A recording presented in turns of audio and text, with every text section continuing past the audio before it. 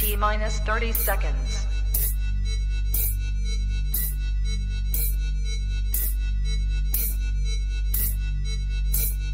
T minus 20 seconds.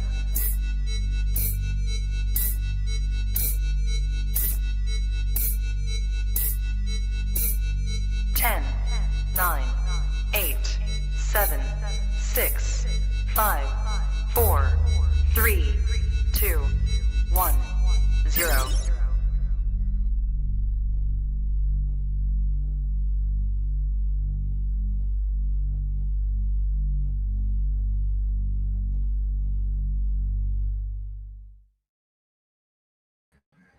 What's going on, everybody, and welcome back to another episode of Kush's Corner here on the Trap Talk Reptile Network, the coolest reptile network in the world. Tonight, I have the pleasure of being joined once again by Mr. Patrick Holmes for the whoever knows how many time here on the program.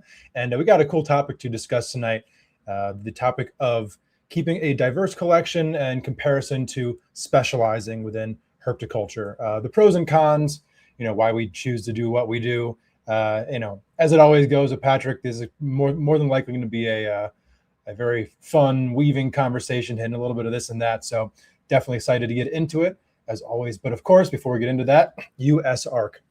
So USARC is the organization that is fighting for our rights to keep our reptiles, to run our reptile businesses, and to live this lifestyle. Check out usarc.org for everything you need to know about the organization. That website is where you can find alerts to new pieces of legislation introduced either at local levels or the national level.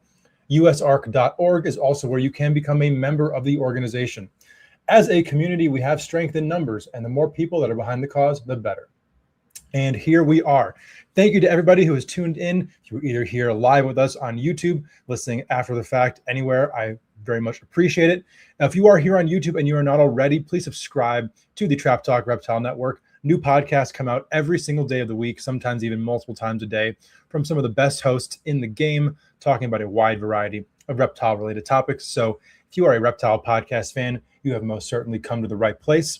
But if you are more like myself and are an audio podcast person, we are on all the major platforms, be that Spotify, Apple Podcasts, Google Podcasts, wherever you get your podcasts from. You can find the Trap Talk Reptile Network.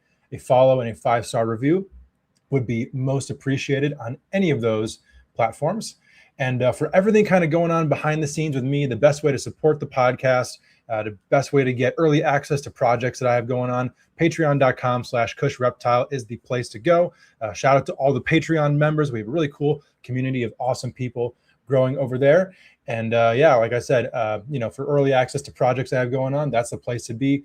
Patreon members get first access to available animals, and over at the Patreon, 50% of all membership fee immediately becomes credit towards the purchase of a future animal, and that credit never expires. So thank you to all the Patreon members, and thank you to everybody who has checked the Patreon out.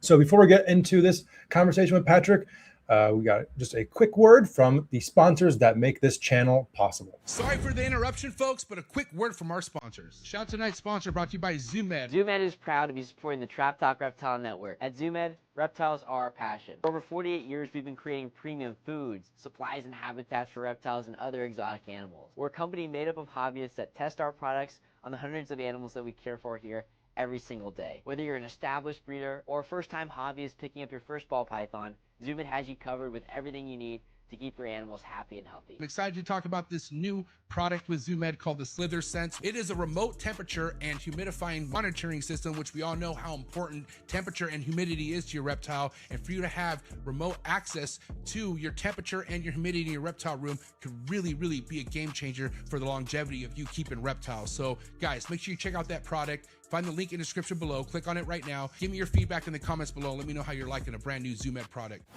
Shout out to tonight's sponsor, Workshop Reptilium. Josh Hansen is doing things different over in his facility. He has one of the most diverse, beautiful reptile collections currently in the reptile hobby today, but he is doing things differently when it comes to enclosures, thinking outside the box, giving these reptiles bigger enclosures. I feel like it's something this hobby needs. So a lot of exciting stuff to come from Workshop Reptilium. I'm going to be flying up to his place to give you you guys a deeper look into his facility. And I'm also excited to have an episode with Josh so he can explain himself where his goals are headed when it comes to keeping. Thank you so much, Josh Hansen over at Workshop Reptilium. Make sure you head over to Instagram. Make sure you head over to Facebook. Also, make sure you subscribe to him on YouTube. You can find all the links in the description below. Again, thank you so much, Josh, over at Workshop Reptilium.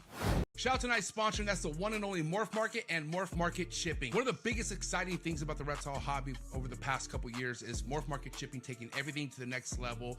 Anything as far as reptile purchasing or selling needs can all be done on Morph Market's website. So I highly suggest you go check it out, especially if you're in the market of purchasing your first, second, or third, or fourth reptile. You can find a bunch of legitimate breeders on Morph Market's platforms. They stand very tall on representing the best breeders we have in the hobby. So don't look anywhere else when it comes to looking for your new reptile. Not to mention, if you're looking for aquatics or your next plant, Morph Market's a spot for you as well. Make sure you head over to morphmarket.com. And the best thing about Morph Market's platform, you could ship directly from their website with Morph Market Shipping. Morph Market Shipping has saved this hobby millions of dollars as a whole. I myself saved thousands with Morph Market Shipping last year due to their insanely cheap rates. So definitely go take advantage of these rates on top of the amazing customer service that comes along with Morph Market Shipping. Shout out to Darian and Zach, and shout out to the entire Morph Market team. So proud to be a part of this team. Thank you so much for Morph Market Shipping and Morph Market, and so excited to announce new Morph Market features that are going to be hitting the reptile hobby real soon, like live sales on Morph Market. Thank you so much, Morph Market and Morph Market Shipping. Mr. Patrick Holmes. Hello. Welcome back. Thank you for being here tonight. Thank you. Thank you. It's trips me out a little bit still. I know it's not news by any means, but it's still cool to me to see ZoomEd and Morph Market as sponsors of the channel. I like it. Seriously. Legit. Things are heading in the right direction on the Trap Network. That is for sure. So yeah. It's super cool. Well, I mean, the coolest thing is that like we have this place to just sit around and talk about snakes, which is pretty badass. Yeah, absolutely. And this kind of idea for the podcast came just from us bullshitting on the phone, and afterward me being like, that was a podcast. Yeah, for sure. It's kind of like that anytime we get on the phone. And I rarely have time to just have conversations like that these days. I wish I had a lot more time to do it. You know, you and I never have brief phone calls because we got there's always a lot of catching up and a lot of geeking out that we want to do. You know, I used to spend a lot of time doing that.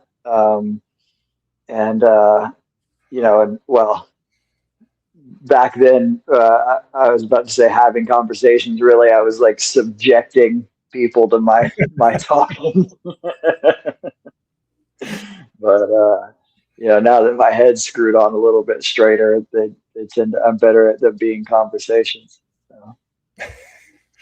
Yeah, I mean, but that's it's tough sometimes. You kind of get rolling talking about something you really care about, and all of a sudden someone just has been listening to you for like half an hour, and you're like, oh fuck, I haven't stopped talking. Yeah. Or according to Gary Scavino, 2 hours. I mean, maybe half an hour for me. I believe you were 2 hours. Yeah, for sure. That's funny, but yeah, this is definitely an interesting topic. I feel like it's one that both of us have kind of, I don't want to say struggled with. I'm not sure if struggled is necessarily the right Sometimes thing. It's a fucking struggle. Yeah, no, for sure. But definitely this is not an easy, it's not like there's like an answer to the question. For sure. Why do you diversify? Like there's no answer to it. It's really just kind of like, and which is why, we're probably not even going to hit all of the relevant points within a 2-hour podcast. Sure. But there's a lot that goes into what we do. And there's, at the end of the day, most everybody I'd hope who's listening to this, but definitely the two of us, we're just reptile nerds at heart. So like you see something cool and you're like, I want to keep that. That's like a very natural reaction to have. But then you've got to balance that with practicality as well. And then especially if this is something that you want to, treat as a business to any degree, whether you want to just break even, make some money on top of it, or just run your collection in an organized fashion, which when you have as many animals as either of us have, you have more than I do at this point for sure, you have no choice. Otherwise the animals suffer as a result of it. So, and you know, we're both in this kind of, and I mentioned it before the podcast, but definitely is the case. Like we have the most comparable collections to each other, maybe in the entire world, and not in terms necessarily of animal for animal, what we keep, but like the structure of the collection, having the biggest group of some you know, genus group of species in the country, maybe even well beyond that, not even making up half of the collection. You know, like, you have the most chondros, I have the most scrubs, and we have more of other shit than we do of our scrubs and chondros, respectively. Yeah, the chondros generally, you know, the numbers fluctuate with babies and whatnot, but the chondros are generally like 30 to 40% of the collection. Yeah, that's where I was with scrubs a couple of years ago, and I'm creeping towards 50 now, which I'm pretty happy about. But yeah, there was a time where I had 100 scrubs and it made up maybe a third of my collection, and I'm like, this is strange. Like, what's happening? So yeah, and it, you know, the biggest difference obviously between a chondro and a scrub is that one is a scrub python and one is a green tree python. You know what I'm saying? So yeah, I have a dozen, actually Baker's dozen today. I got a new scrub today. He's probably just gonna be here temporarily, but okay. What is it? It's one of a male from James's clutch, Highland male. Okay. Nice. Was it the one that that Dave had on MORPHMARKET? Yeah, the pair sold, and then he had an extra male sent in my way, and I'm gonna try to find a good spot for him. Cool. I actually have a friend who has a really nice patternless southern female that he's been wanting to move, and so I think I may try to find somebody else who wants a cool little southern project and get those two things together. Nice. Very cool. Very nice. Yeah, but other than that one, I've got a dozen of them, and only 1, 2, 3, 4, 5. Only half a dozen of them are really like big adults, you know. And it's a lot of space and a lot of work for me, relative to like the other stuff that I have to do, you know. So. Yeah, I mean, shoot, for my adults, like, and I don't, you know, I have them on bedding. I'm not changing paper. I think when I actually have to like take the snake out, spot clean, water, you know, do a full maintenance on an enclosure, I think I'm like at about 6, maybe even 7 minutes per cage, like working at like a solid pace where like I'm, you know, getting it done, but not rushing to where I'm not gonna miss stuff, you know, when I'm being thorough. Yeah. And like, you know, compare that to, you know, small colubrids or ball pythons or arboreals or whatever. It's like that makes a pretty major difference in terms of managing a collection, when, you know, an individual enclosure can take you as long as like a 10 tub CV70 of ball pythons, you know. Yeah. No, for sure. Like if I do you know, like spot treat or partial substrate change, water, actually pulling scrubs out of the enclosure and stuff like that, it can take me I mean very easily an hour or more to do 12 animals. Yeah. Oh, you know, sure. Yeah. but your animals are, from conversations you and I have had, you move around your room a little bit easier than I do. My animals are like really dangerously conditioned to trying to eat me every time I walk by the enclosure. And I don't have, like, I feel like I should try to take the time to do something about that. But every one of my bigger scrubs will like come flying out of the enclosure at me, and some are much worse than others. And so there's some where when I have to get them all the way out, it's an ordeal. But most of the time I keep cork tubes in their enclosures, and most of the time I can smack them on the nose a couple of times so they'll withdraw their feeding response and withdraw like they're in their court tube. And so if I, smack them a couple of times, they'll like stay in the court tube, and maybe I need to shield. But the whole idea is just to pull the whole court tube out and drop it into a tote while I do what I have to do. Yeah, absolutely. That's actually how I keep like all of my adult Brettles pythons, Amazon tree boas, my mangrove snakes, like almost all of my adult snakes other than my pits and my chondros and emeralds have court tubes so that I can just move court tubes around rather than having to touch snakes. Yeah. I mean, it makes a big difference. That's for me the same principle that I have with like my nest boxes, because I keep nest boxes with my females year round once they kind of reach adult. And then some of my bigger males, I just, instead of a hide box, I just have what would be a nest box in there. And a lot of the times I'm just taking the box out, putting it on the floor. One thing that is really nice about my room is that I have this corner where cages converge that are 7.5 feet tall, and then 12 feet on each side. This like big L wide, tall L of cages that aren't on casters or anything. They're just straight on the ground. So I can put any of the snakes right there, and like they can't really do too much. The worst they can do is like slowly snake their way up the fronts of the enclosures. And I've had some, get to the point where I'm like, oh, I'm glad I caught you now, because I would have been, fishing you out from, over the cage and shit. But, and scrubs are the worst about that shit. They will grab onto fucking, like I've been in situations where I had a scrub python holding on to me and like 3 or 4 random items that were also in the room. And I'm trying to bite me and spraying urates all over the place all at the same time. And this is fucking great. If you're lucky, they just steal your hook from you. Yeah, well, that's why, I always have 2 hooks in that room at any time. Yeah, 100%. Mine are all pretty well conditioned to how I work them. So like typically like the bigger of the 2 hooks just like stays propped up against the wall the entire time. But on the off chance I need that hook, man, does it come in handy.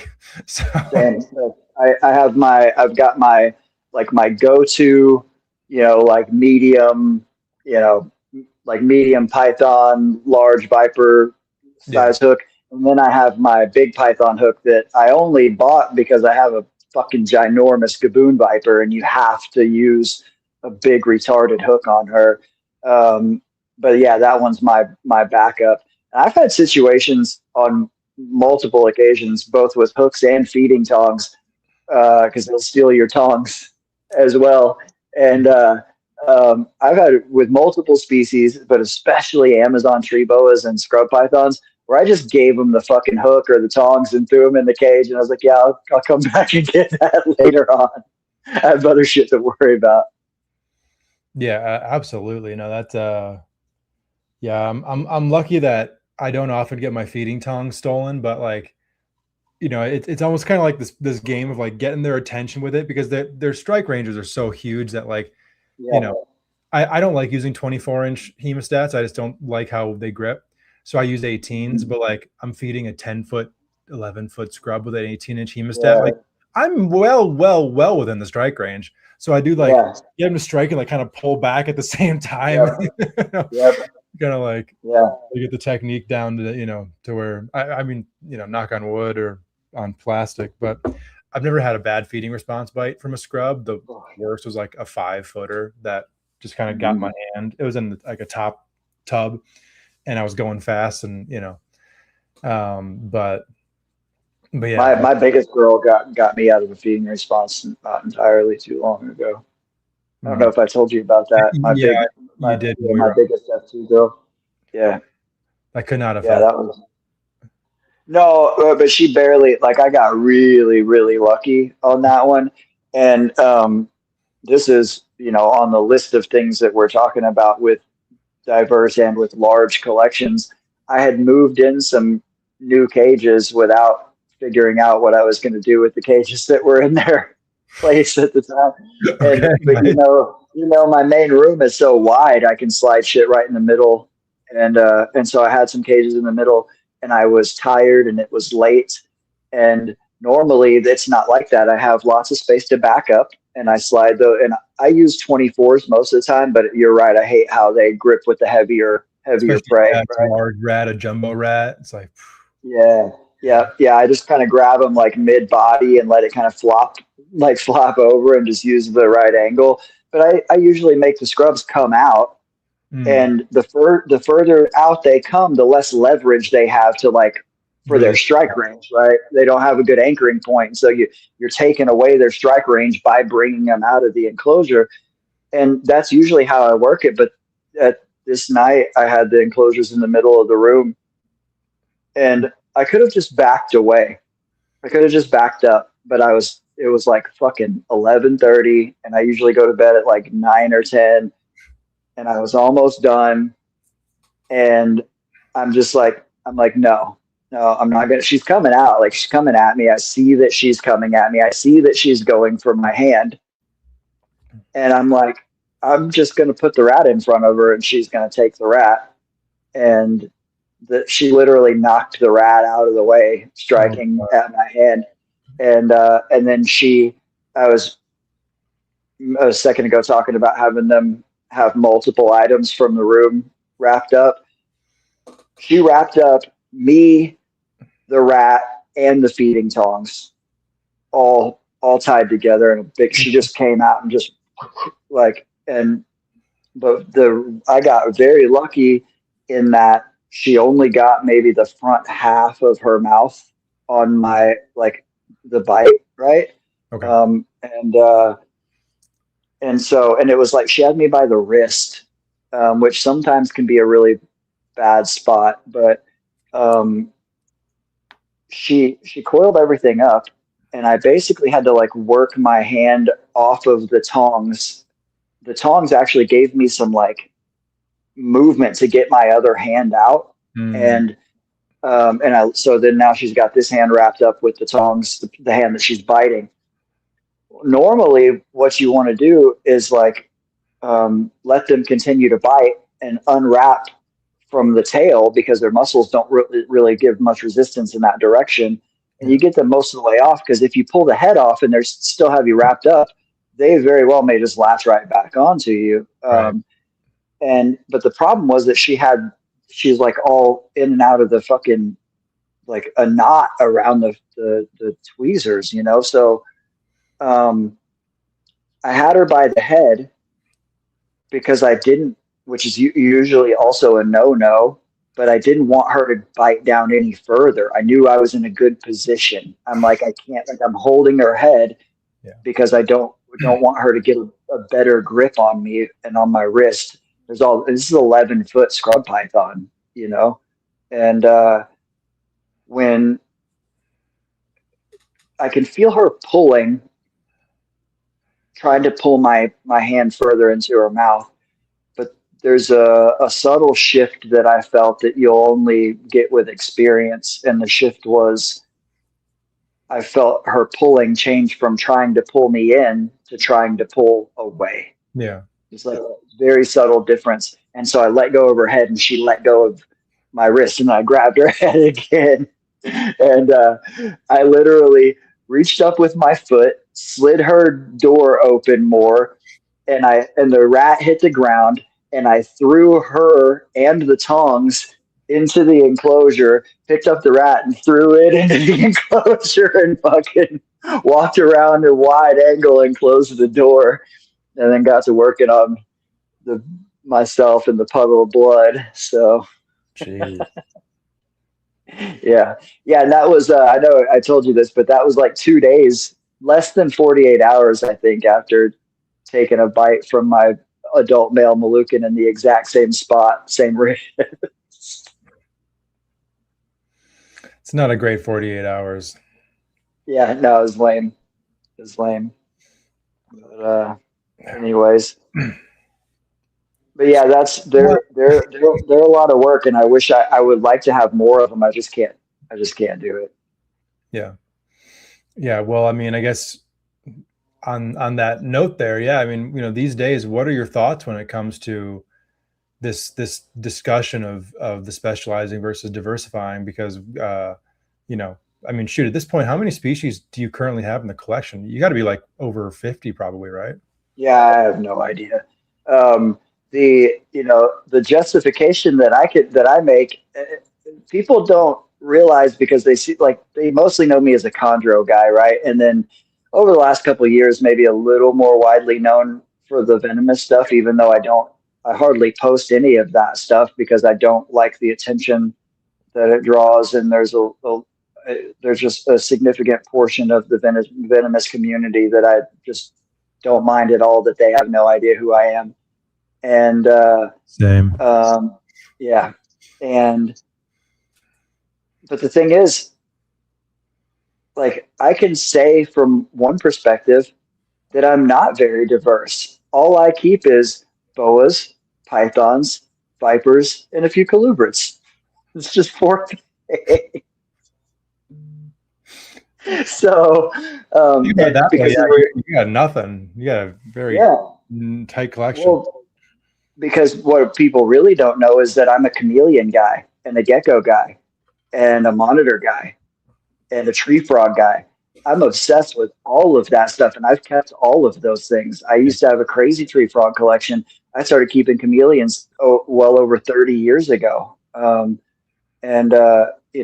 I've kept all different kinds of crazy stuff. And I love all of those things. So I'm specialized in that. I just have rodent feeders. I'm yeah. Well, yeah. I don't know if I would go that far, Patrick.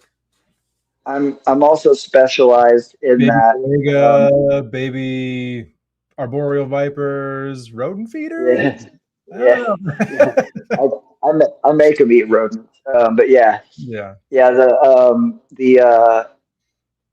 Even my lizards, other than my feeder geckos, even my which I still haven't been able to get that to take off. I need to. There's a good reason for a vote against the diversification. Something that I need to focus way more on is my morning geckos. But even my other lizards are heliderms, so they're all those are snakes. Slow metabolism. Yeah, they're snake metabolism.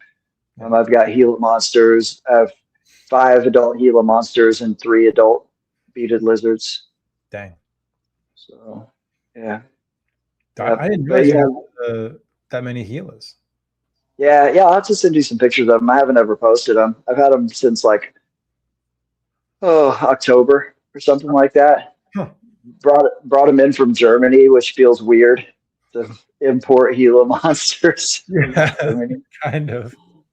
But yeah, we just got a ridiculous deal on a group of adults, and 3 or 4 of them are proven, and there's some Utah blacks in there, a couple of Utah black females, and yeah.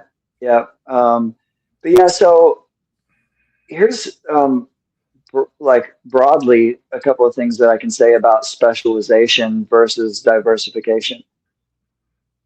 The biggest plus of diversification, if you're doing it right, is just that if it suits your personality type as a collector to have lots of different shit and you think it's cool, then you diversify, right? It helps keep you from if you don't push it too far, it can help prevent burnout, and it can help just keep you interested, especially if you have ADHD. And but with specialization, the answer to that's obvious, right? Like, you're able to hyper focus on this one thing and get really, really good at it. And an easy way for me to say that is that, like with my green tree pythons, I'm just making up a number, but it's actually I'm probably being really modest when I'm saying it this way.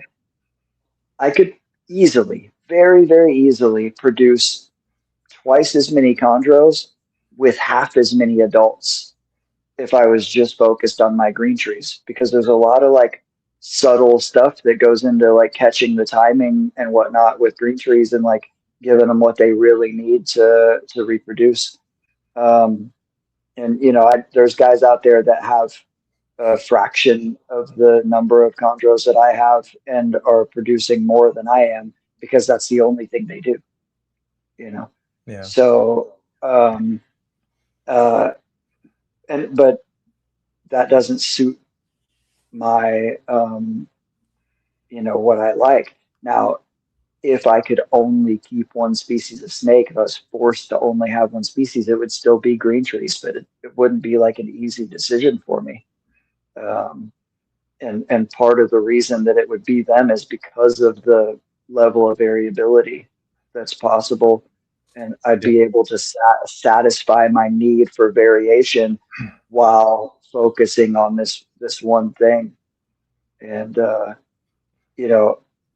I have chondros currently in 1, 2, 3, 5 different spaces, but I could produce more chondros than I currently do just with my 2 upstairs rooms on this side. If that's all I was doing was just that, have an adult room and a juvie room, and that's it. And I would definitely crank out more chondros, but that doesn't do it for me. I love all of my other stuff, I think there's something to be said for trying to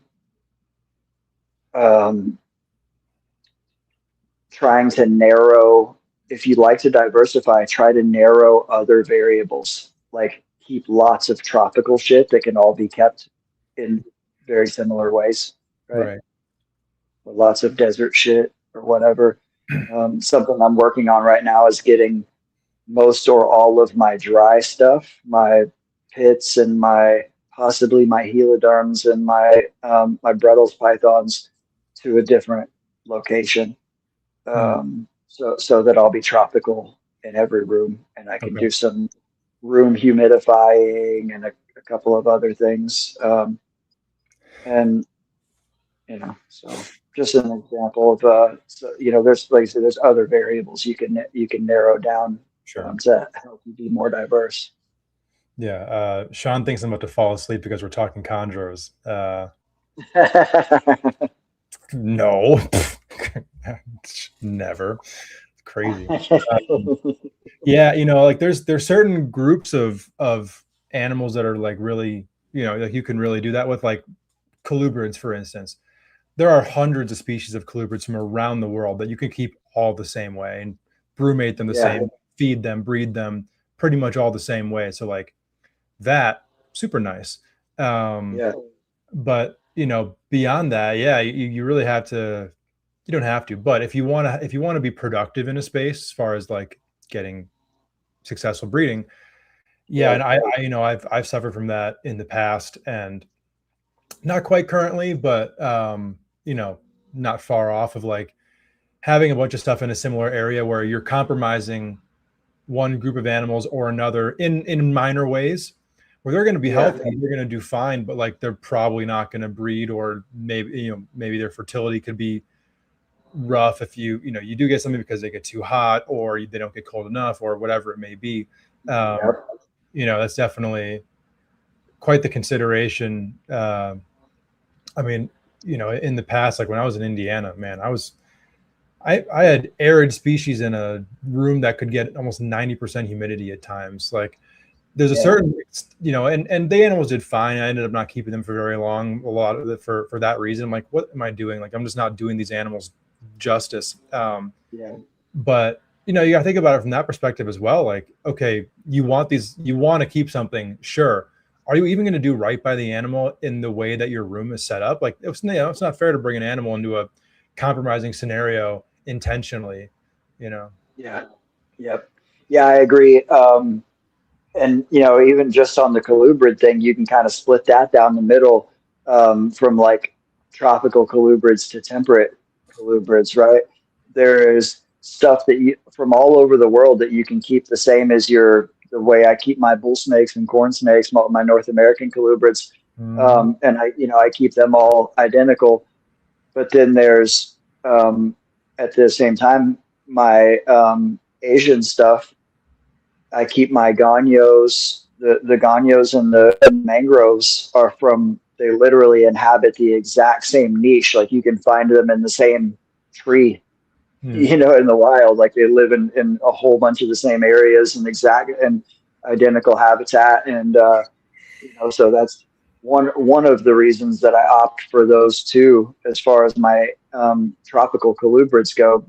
Number one, because they're two of my three favorites, the other being the Spilotes, which you've got that covered for me. So, except not this year, man. God dang. Yeah, yeah. Oh. And I was looking at one. Did you see the one that Harry posted? And gosh, somebody shared it in their story, but juvenile orange one. I'm trying to remember who shared it in their story. You might have been more likely to see it.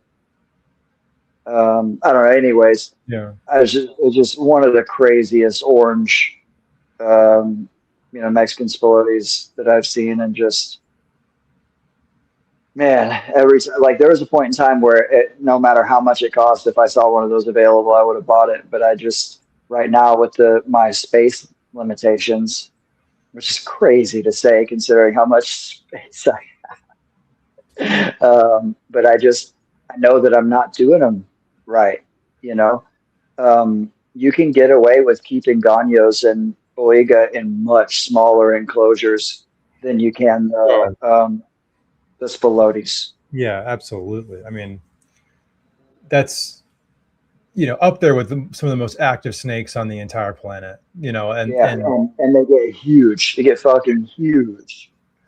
Yeah, absolutely. I mean, shoot, my adult male Sulfurious, he's like damn near 10 feet long. Yeah. And I have a couple male tigers that are certainly over 8 feet. Yeah, they're big snakes in every sense. Absolutely. Yeah. Yep. Yeah. Yeah. And they're just, they just don't, I've gotten away with keeping like 6.5 foot animals in like, you know, smaller enclosures, but I never felt good about it, you know, and like they were fine. They were perfectly healthy, but they can't do tiger rat snake stuff. They love to stretch out across the branches and interact with stuff and just poke around and all of that. There's a lot of snakes that are happy just kind of chilling in the corner somewhere, or, you know, chilling on a perch or whatever. And tiger rats are not one of those species. No, not at all. Yeah, and they're very social too. You know, obviously you don't need to keep them in pairs or in groups or whatever, but if you can, like if you know anyone who has them who can have, you know, nice large enclosures, man, it's so fun to observe the interaction of the animals. Yeah, that's I don't know. I love snakes that I can cohab, and it doesn't really hurt anything necessarily. Yeah. Yeah. Like with the rattlesnakes. So yeah, I have my I got rid of my speckleds because they just don't seem to do well with the level of humidity here. But I kept my and to be fair, if I kept my specs from the beginning the way I'm keeping my lefts now, they probably would have been doing better.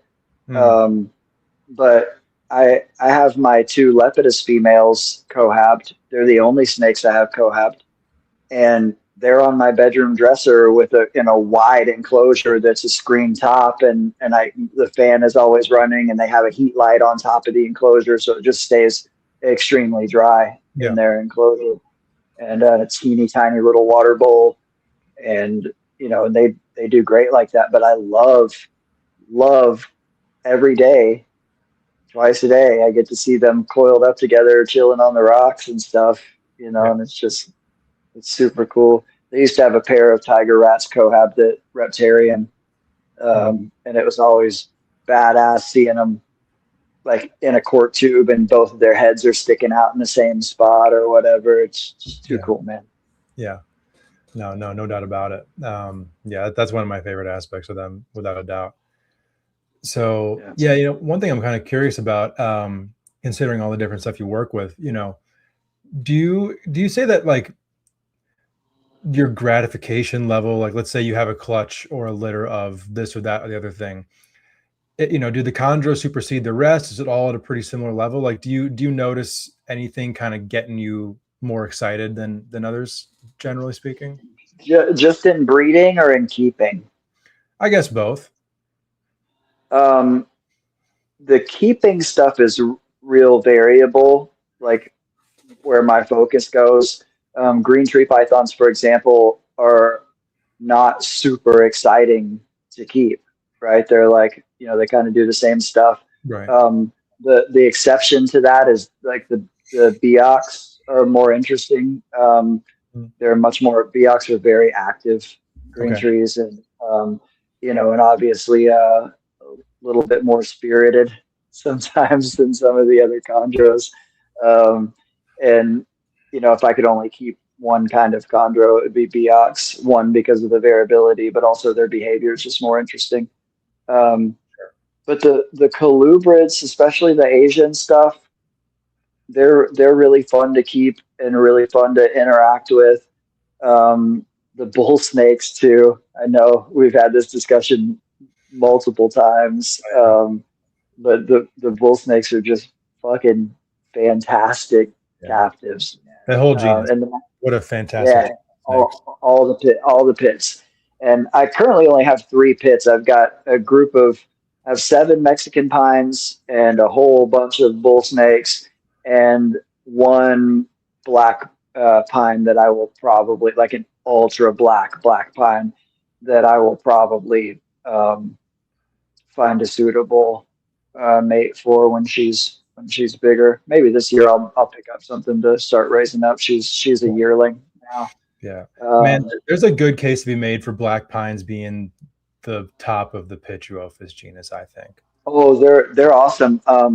In the late 90s, I had a lady that was a customer of mine at a pet store. She would just come in and get feeders and talk to me. And I didn't even really know much about what she kept.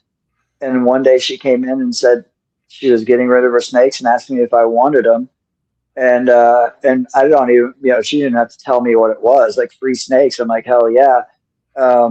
It was a big, badass pair of stark black and white northern pines, a big male black pine that just had a couple white flecks on his chin, and other than that was black on black on black. That's so cool. And to this day, one of the brightest orange Everglades rats I've ever seen, and just brought those in and just gave them to me. It's a badass collection. Yeah, for sure. And to me, I was super into North American colubrids back then, so it was like just struck gold. That was around the time I started keeping Baird's rats, vivid stock Texas Baird's rats, and I had already kept a lot of different North American rats, and they weren't my first northern pines either. Buddy of mine that worked at the Dallas Zoo gave me a northern pine for free. One of his yearlings that he had produced and held back in like 95 or something like that. But I was already keeping bull snakes at that point too. I think I started keeping bulls in 92. But yeah, bull snakes, super interesting to keep. The beaded lizards and the Gila monsters are like, my beaded lizards, the beadeds are more interesting than the Gilas are. But my beaded lizards are, if I, on the rare occasion that I have the time, I will just sit there and watch them do lizard stuff. They're just so fucking cool, man. I think I can rattle this off fairly quick. You asked me in the beginning how many species I keep, and since we're talking about diversification, I have no idea what the number is because I don't ever even really count how many snakes I have, maybe once a year or something like that. But I'll go down the list really quick and maybe won't forget anything. I keep green tree pythons, Moluccan pythons, Barneck scrubs. With green tree python, are we calling that 4 species? I have all of the green tree pythons. I have representatives of every common locality. I've got like literally every, except, obviously I don't have Australian. But yes, all of the subspecies the 3 northern subspecies and the southern.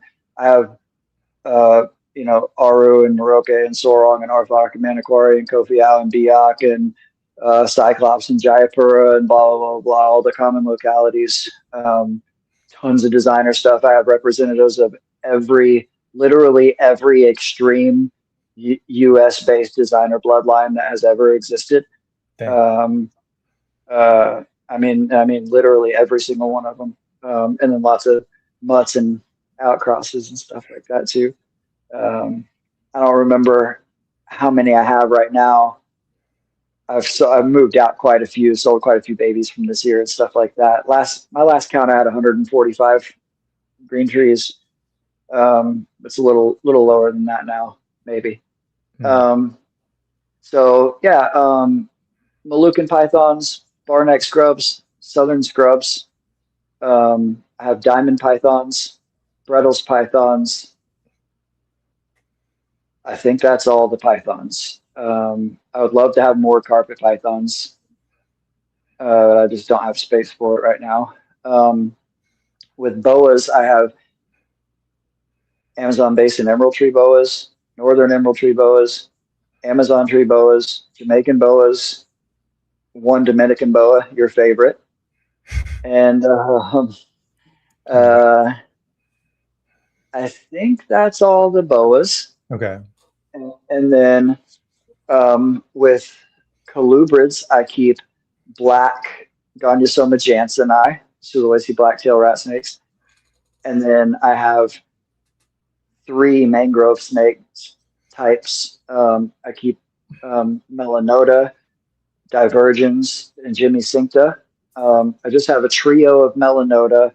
I have like 8 or 10. I think I have 8 or 9 adult Jimmy Cincta and a couple holdback babies and some eggs cooking. And then I have I'm the only person that has a group of Divergens in this hemisphere, as far as I'm aware.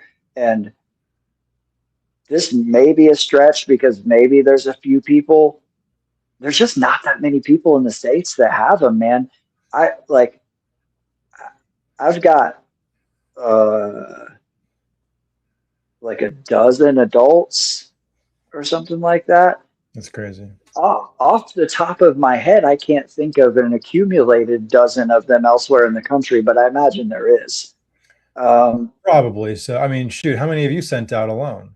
Yeah, for sure. So, there's got to be some still remaining that either Dan or Ashley have brought in. Stuff. Yeah, but point being, I can't even like think of where they're at off the top of my head. Sure. And then, and God, I hope I produce them this year because it would be my 5th consecutive year. I was the 2nd person in the U.S. to breed Divergens, and the only person that's ever done it consecutively. And then North American colubrids, I have bull snakes. All of my bulls are Stillwater hypo and Stillwater hypo combos. I have Mexican pines. My favorite one is the one that I got from you. And I have Baird's rat snakes, that one black pine, and Okatee corn snakes. I think that's it for the North American colubrids. And then there's the vipers.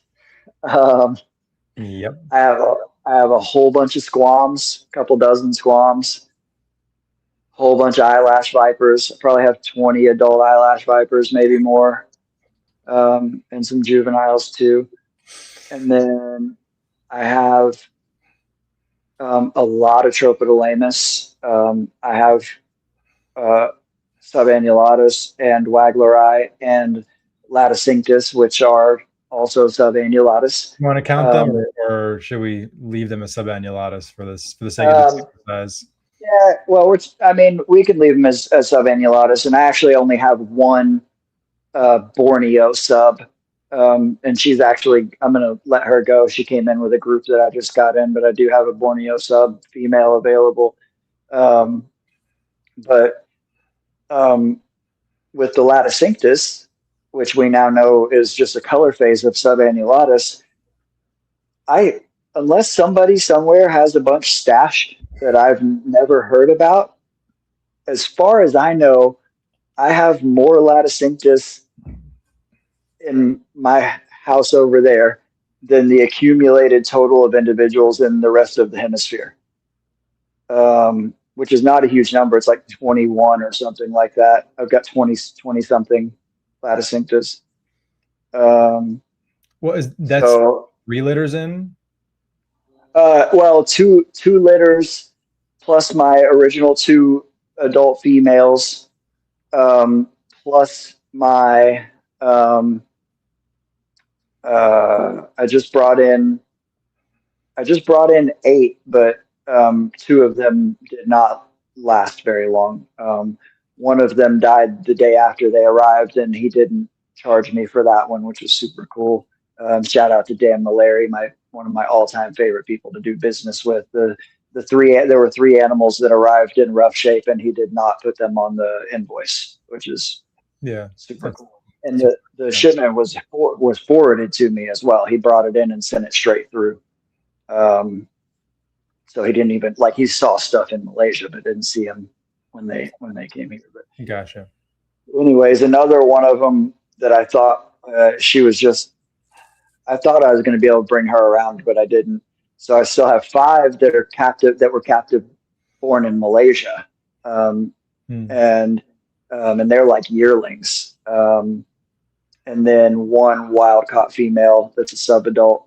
But yeah, I've held back most of the 2 litters that I had. Sure. So yeah. And so I will also be probably the only person in the world that has unrelated captive bred laticinctus. Yeah. And some of those are going to go too. So I'll probably be the first person in the world to offer an unrelated pair of captive bred laticinctus. That's one thing I do want to focus a little more on, because Tropidolaemus are so very rarely bred. And in my experience, the captive bred ones are extremely hardy animals. Okay. So, and I'm going to be working to bring in some captive born imports later this year or next year, so we can have more males. It's hard to get male Wagleri, for example. So, and then what else? I have that's it for Tropidolaemus. Yep. I have 1, 2, 3, 4 captive born Wagleri adults, 1 wild caught wag that is the mother of some of those that I brought in 3 years ago when I got 3 gravid females. And then I have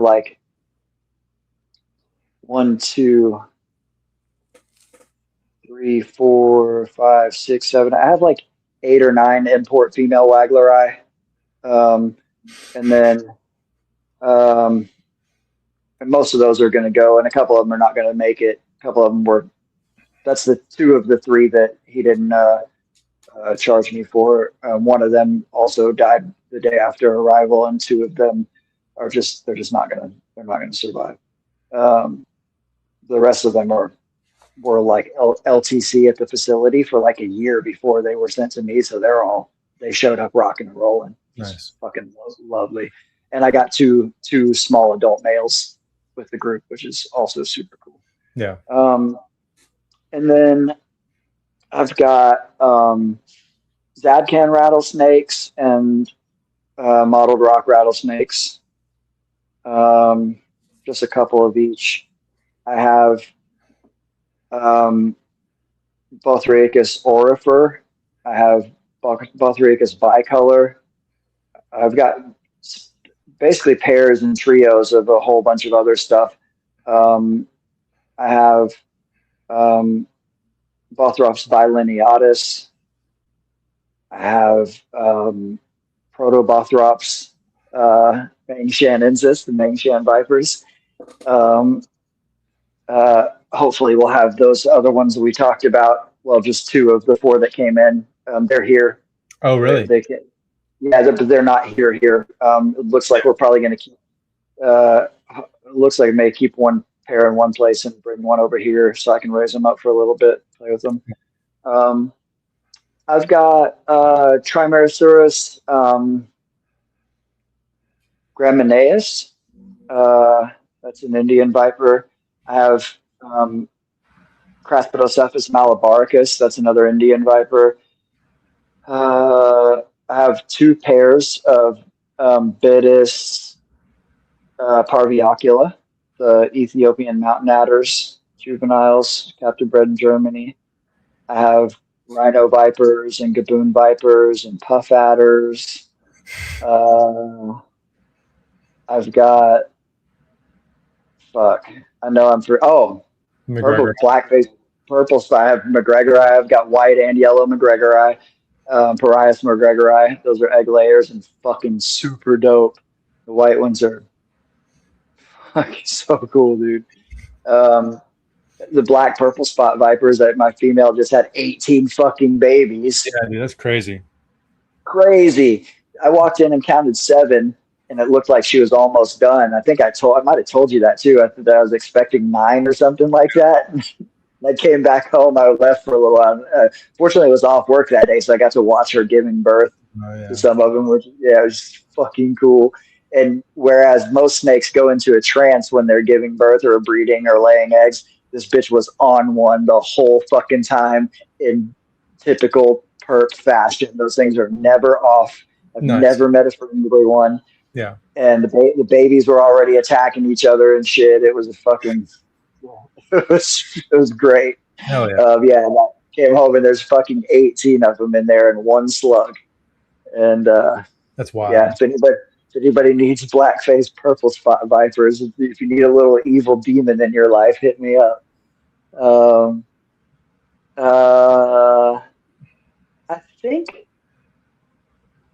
I think that may be it for the vipers. Did I say squams? I didn't even say did I say squams? Yeah, the first thing I said. The first thing I said.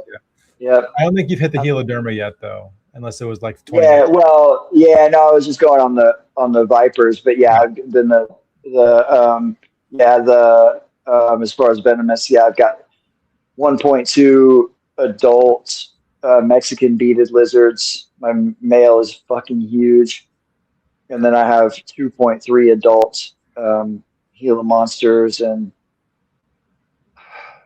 I'm still like kind of scanning. Oh, I have Sri Lankan palm vipers. Can't believe I forgot about those. They're one of my fucking favorites. Blue Insularis. I'm just yeah. And I've produced the Blue Insularis last year, and I did my female Sri Lankan palm viper had 10 stillborns. And I pair her back up in the fall, gave her a year off, and yeah. If it had been slugs, I would have paired her the following season, but she had 10 big, apparently perfect babies, and they were just all stillborn. So I don't know what the fuck that was about. I'm not the only person. I jumped in my group chat, one of my Viper group chats, trying to figure out what I did wrong. And 3 other people in the group chat were like, yeah, same thing here. Stillborn, all stillborn. I was like, all right, well, there's a thing to figure out. Yeah. So, For real. As the show goes on, I may remember more viper species that I'm forgetting right now. But well, if that's the list, then you're at 45. Thanks for counting that. I've been counting. Yeah.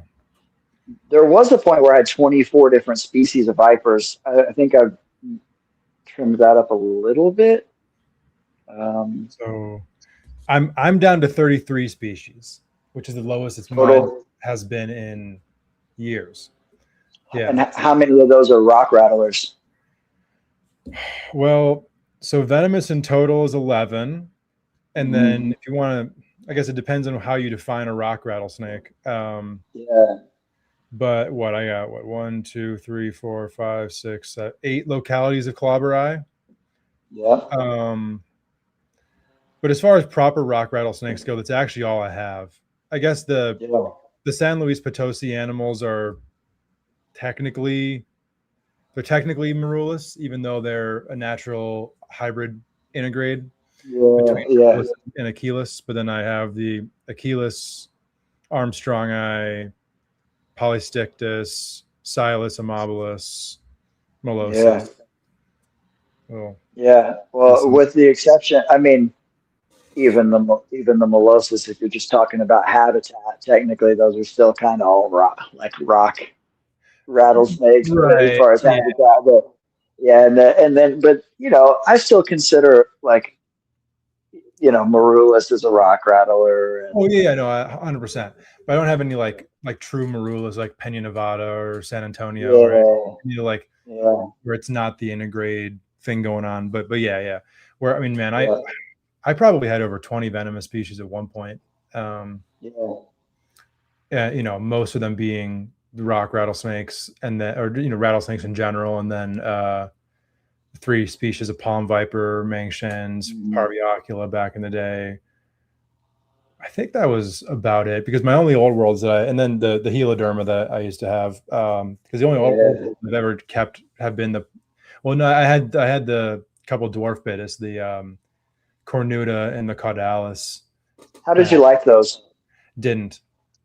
Yeah, I've heard they're kind of they're springy and kind of a pain in the ass to Yeah, work with. they're beautiful. They're absolutely beautiful snakes, Yeah, but yeah, yeah, they're not the best feeders, and they're very like pain in the ass to like physically manage. The moment when I yeah. decided, all right, I'm out. This was back in Indiana, a 40-foot shipping container converted into a quarantine room. This little Mhm. like 5-inch Caudalis was in a 6-quart and flip-flopped its way probably 20 feet down the container until I could actually secure it and get it. Yeah, I literally had to like grab it with hemostats, like as light as I could. It yep, was death rolling in the hemostats, and I like put yep, the hook to the front of the tub, dropped it, and closed it. I'm like, start hitting the phone, like I'm out.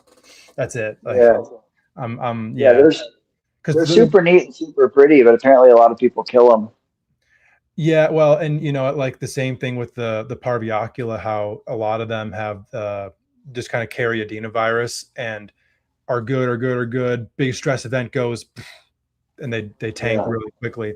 I have a feeling a lot of the dwarf bittis, especially the ones that are coming from Europe, are just whether they got paramyxo or whatever it may be, they mhm, just have viral infections, and as soon as stress comes up, which they stress easily in the this world of venom, especially if you want to relate them to the other bittis species, uh, you know, puffs, rhinos, caboons. Um, yeah, but yeah, it sucks, but God, they're so gorgeous. They're just such beautiful little snakes, but they pose a lot of issues from a captivity standpoint. That yeah, yeah, like that, even the health aspects aside, just like physically working with them. I mean, all of that crazy behavior, you'll almost never see that with a rattlesnake. That's like physiologically a very similar animal. yeah, Um, you know, there's a reason why a lot of people who keep montane rattlesnakes also dabble in dwarf adders, because they're pretty damn similar. Dwarf adders don't cycle the same way, so you kind of need to have them in a separate space. mhm, They don't get quite as cold. They don't get quite as warm. Actually, I'm gonna take that back. They can get pretty damn hot in the wild, whether or not they choose yeah, to. Down in South Africa, they can get quite hot. Um, but they don't get quite. They don't. You're not gonna like brumate them like a colubrid the way you would a Mexican or a Southwest U.S. rattlesnake. yeah. So very different niche. They're if you think a rock rattlesnake needs a dry, a dwarf adder needs a dry. Really needs it dry. Yeah, yeah, Yeah. absolutely. So yeah, I'm glad that I experienced it. They're like I said, they're beautiful animals. I mean the head structure, all of the horns and the 3-dimensional scales, like it's incredible. Yeah, It's like yeah, it's like they're painted. But so yeah, I mean, I miss them from the standpoint of how beautiful they are, not quite as much from just like the actually working with them. Like yeah, everything about take like a rock rattlesnake or a speck or whatever. just turn up the difficulty on every slider possible, and you got a dwarf adder. Yeah. So Yeah, I considered them a little bit because like on paper, you think they're like, it's a small, heavy bodied viper that needs to be dry. It should be a breeze, but I just heard a lot of things about them, and I can't stand, like, I don't know if you've ever kept any squams, but like when squams run, it is like the worst fucking. Yeah, I've only ever had one real interaction with a squam. It was my buddy John Templeton back in Indiana had one, and I got it out of the enclosure one time, and I was just like, that fucking sucks. Like Jesus Christ. Yeah, I have to do the same thing sometimes where I actually have to like grab them with some tweezers or something. What I usually do is just, if they flip out and hit the ground, I usually just tip over one of the buckets that I use to drop them into, and like I have to roll the bucket around on the ground and use a hook to guide them into the bucket, and then I will pour them back into their enclosure and slam it shut. Literally, like, yeah, that's a thing over time that I've just kind of come to the conclusion of, for myself. There's two things. The second one's much more major than the first, but like, as much as I might physically really like a species, if I'm like dreading the interaction when the time comes, I'm like, all right, what am I doing? Like the dwarf adders, for instance, or when I had Centicollis for a little while, I think it was just the ones I had, most aggressive snakes I've ever had. Really? Yes. Oh my God. They're the most aggressive snakes I've ever kept were the two Centicollis. It may have just been those two individuals. I know people who keep them who they're nice and chill, but I mean, that's like, yeah, like they just would not stop trying to bite you. Like they would never relent. I think one of the ultimate cases, very unfortunate because they're such gorgeous snakes, but Timor pythons, man. You gotta treat those things like monitors if you want them to have good attitudes, like constant interaction and being very patient. And it's not just the biting. I remember the first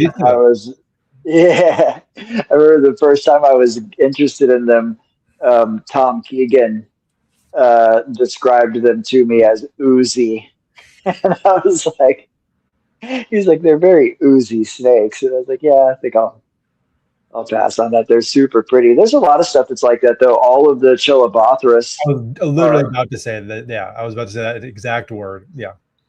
They literally, especially in the juveniles, they literally just ooze as soon as you disturb them. They have this like clear smell. They smell so fucking not bad. All snake musk is created equal, and Chilobothris is not created equal to No. And Dominicans are worse than Jamaicans, but Cubans are far worse than the Dominicans. The Cuban boa musk is, if there's a worse snake musk somewhere, I have not experienced it. It's worse than Nerodia. Oh, dude, it's not, dude. I've never smelled musk, so I don't. Yeah, Nerodia are rough. Nerodia are very rough, but Cuban boa musk smells like a combination of like the worst snake musk you can imagine and like hot summer roadkill. Okay. Like it actually smells like literal death. It smells like actual rotting flesh. It's fucking savagely disgusting. The Cuban that I had, I only ever had one, and he was small, and I'm like, does this like turn down when they get older? Because I can't imagine what this musk is like if the snake is 10 or 12 feet long, right? He was 3 feet or whatever at a juvenile, and I loved that snake. And you had to really he didn't musk readily, but when he did, it just ruined the room. It was horrifying, dude. And I loved that snake, but I traded him to Robbie at Glades for something. I don't even remember what. Robbie really liked him and wanted him and had some shit on the table that I wanted, and traded him to Robbie. But I've considered getting them again a couple of different times because they're super cool snakes, but they get so big, dude. Yeah, that too. I almost feel like I think Crutchfield did it, like having them outside. Oh yeah, Be the way to go. 100%. Let the wind That's same air thing out with the enclosure. yes, yeah, same thing with the Dominicans and the Jamaicans. I had 5 Jamaicans for a while, and I knocked that down to I've got 3, and I'm gonna let my younger female go, and just keep one unrelated pair, and that'll just be enough for me for that genus. My female Dominican is gonna go pretty soon too, and you know, I love them. They're beautiful, but they are not fun to keep, and they're just really messy. Yeah, no, 100%. But the second thing that I've come to the conclusion of for myself is I really dislike picky feeder babies. Yeah, I do too, but To the point where I don't think man. I don't think it's worth it for me to work with anything that's really picky. I enjoy the challenge of the tease feeding and all of that, but goddamn, it can be frustrating and time consuming for sure. But so far, I have 33 baby scrubs out this year. I'm at 31 yeah, of 33 having eaten. that's great. Scrubs can be real picky too, but the longer you do this and keep them, you get better at it. It's just like chondros. The one thing that I think we'll see, but I may have hit the cheat code on is the live baby button quail. Yeah. That seems to be almost a sure thing. Hell yeah. Yeah, you know, man, I can imagine scrubs, baby scrubs, eating birds in the wild. But the other thing that I think about that I roll around in my head quite a bit is, you know, baby chondros obviously do not eat birds. They're like 10 grams. They're not eating any birds. But chick down is the most effective scenting tool. Yeah. And the only thing that I can figure is that birds smell more like lizards than rodents do. True. Like I can't think of another reason that works. And you know, but I enjoy the challenge of it. I like tease feeding. There's a lot of things that that I do that would feel less like a chore if I didn't also have a full-time job. Yeah, 100%. Like I can fucking crank up some music and sit there and tease feed baby chondros and vipers for hours on end and enjoy it if I am not trying to go to bed. You know, it's when I'm like have gotten off work and don't want to do fucking anything other than like cook dinner and veg out in front of the TV. Yeah. Which you know, I don't do a whole lot of that. Like pretty much only watch TV while I'm eating dinner. Yeah. And you know, and I bailed on feeding snakes tonight. I should have fed some babies tonight. I got those baby perfs are starting to shed out. Nice. Yeah, they all have fat little yolk bellies though, so I'm not sweating it. And they all, I wasn't sure how long it was going to take them to shed, so I've wasted 18 red hot pinkies, but I had a shitload of extra red hots, and I did chick scented hot water dipped on all of them, and a whole bunch of them grabbed them and held on to them, but eventually they all let go. But I realized like the next day that a lot of them were already starting to shed cycle, and they all still have fat yolk bellies. So I suspect if I find the time to be patient with it, that I'll be able to get a good number of them to eat whole pinkies off of tongs, off of tweezers. No.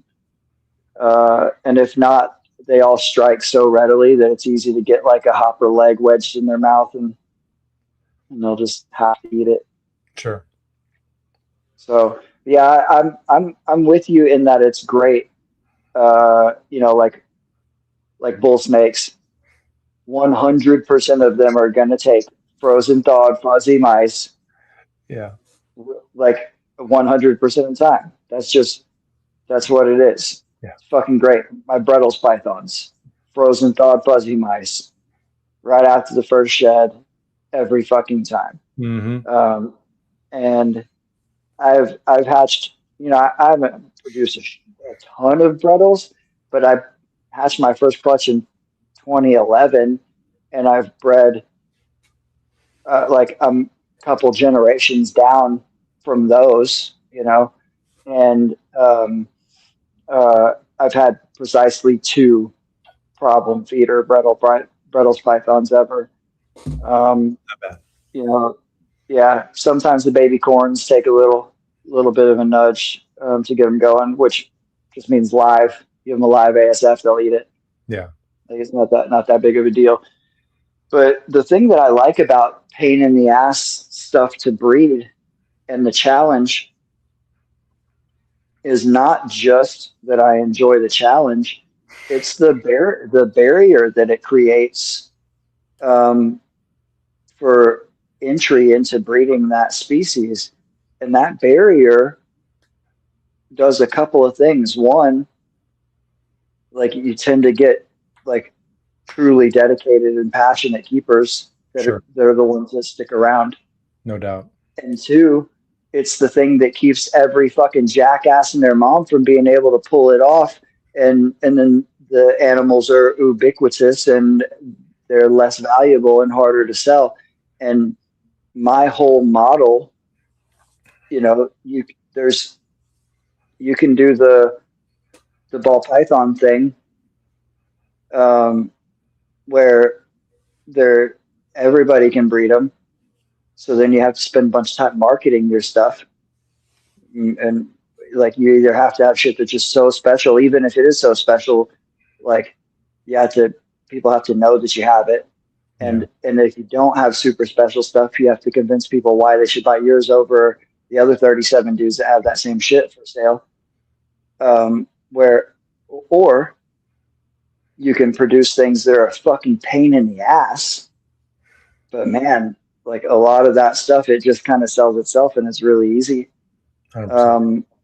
And I prefer to spend my time T-speeding babies over making a fucking logo and answering retarded fucking questions to MORPHMARKET people. Like, I don't have a MORPHMARKET, right? I can't fucking stand. And it's not just that site, it's any site that you sell snakes on. You have to field a bunch of fucking retarded questions and tire kickers and shit like that. I just don't have time for it. And I actually don't mind answering like beginner questions and stuff like that. I just don't have time for like a bunch of people that are just poking around and not even really interested. Sure. You know? Yeah, that's another thing that we have in common. No logo. Yeah. I have a logo that I made because somebody needed a logo because I sponsor Carpet Fest, Texas Carpet Fest. And so they like needed a logo for the t-shirt or whatever. But I just like took a picture of one of my snakes that I took and turned it into a circle and typed Arboreal Obsession on top of it. Like, yeah. Which is the perfect logo for me. Just one of my snakes. Yeah. I have the same bar neck picture that Zach Hurd did of one of my favorite girls that, like, it's just such a great picture. Like, if I ever need a logo, I'm like, that picture. But like, it's not a logo, it's just a picture of a snake. But yeah. It's like, kind of have a logo, kind of have a business name, but like, not really. Not really. According to the state of Texas, I do, but as far as like, you know. Yeah. And the Arboreal Obsession thing was just a thing to call my Instagram, and it's just a stated fact. That is true. It's I'm going to do something on this show that's supposed to be exclusive for a post that I'm going to do, but I'm going to show you something really quick. I'll be right back. Ooh, Kush's Corner exclusive. Sir Patrick Holmes. So, Alexander England, he's a reptile book nerd, kind of low key. He's everybody knows him as the Viper guy. He scored some books somewhere and posted in our venomous group chat called Squam Nerds. Hey, anybody need this book, this book, this book? There were some things that he wanted. He was showing off the stuff that he was keeping. And I saw this book, and I was like, oh, I need that. And because I remembered from the opening page, from the cover and from the opening page, I remembered this book from my childhood. And I remember I wanted a ball python for so fucking long because of this picture right here, for so long. And because my dad had some experience with them, and he talked about how cool they were, like how chill they were, and how they would just ball up in this little ball. And but my dad got me this book. When I say he got me this book, I think maybe he borrowed it from the library and never gave it back. And I did get, by the way, get my first ball python in like 94 or so. I got it for $29, just a normal bush baby at a reptile expo.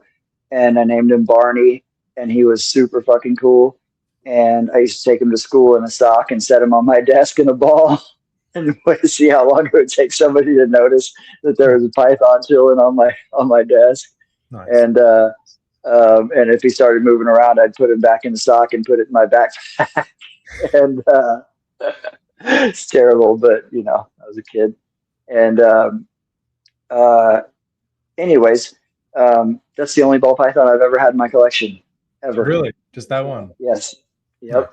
I've cared for tens of thousands of ball pythons. We used to order them 1,000 a time for a wholesaler that I worked for. You know, we'd order literally 1,000 bush babies at a time, and which was fun. That was fun. But anyways, the cover of this book, and then this picture right here,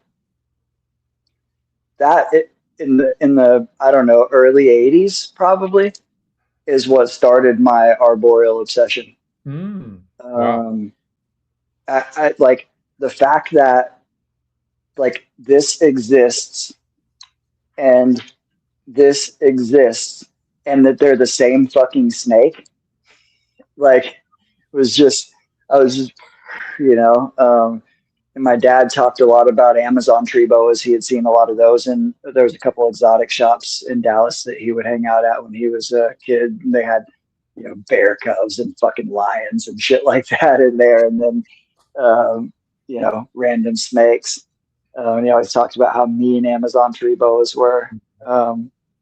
But that, and we had I've said this before on podcasts, but we had an encyclopedia that had a Jackson's chameleon picture, and it was an adult male with huge horns, and there was a neonate Jackson's perched on one of his horns. Yeah.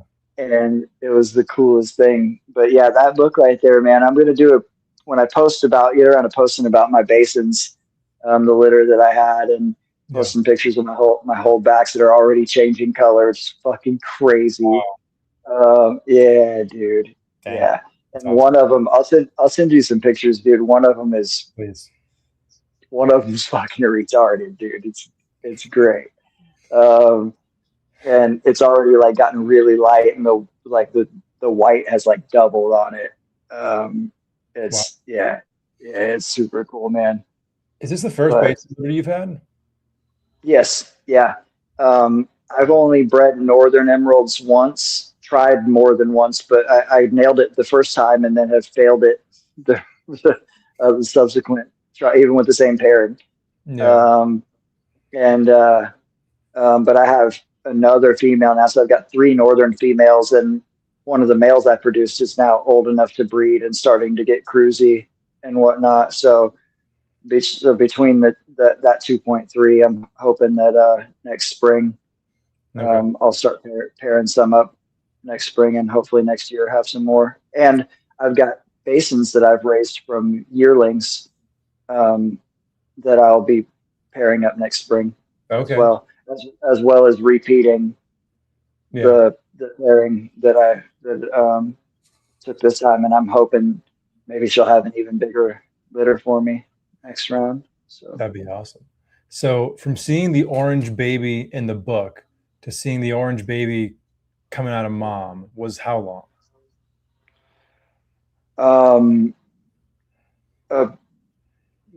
Like 40 years. That's talk about a full circle moment, man. Yeah, dude. Yeah, it's still I'm getting emotional again just thinking about it right now. It's just so cool. I know I've said it a bunch of times, but I appreciate you for selling us that snake, dude. Yeah, well, I knew that this would be the outcome of it, so it kind of felt like a no-brainer. Yeah, she I tried with that other male for a while, but it was the younger one that got it done. And it was the coolest fucking thing, man. The coolest thing. Yeah. And on the subject of what we're talking about tonight, you keep the fucking emeralds exactly the same as the chondros, and they just plug right in to that. So yeah, 100%. To the untrained eye, could often be mistaken as the same size. Yeah. No, for sure. And what an amazing example of convergent evolution as well. Those 2 snakes, but maybe the most stark example in the reptile world, wouldn't you say? In reptiles, man, yeah. I would have to.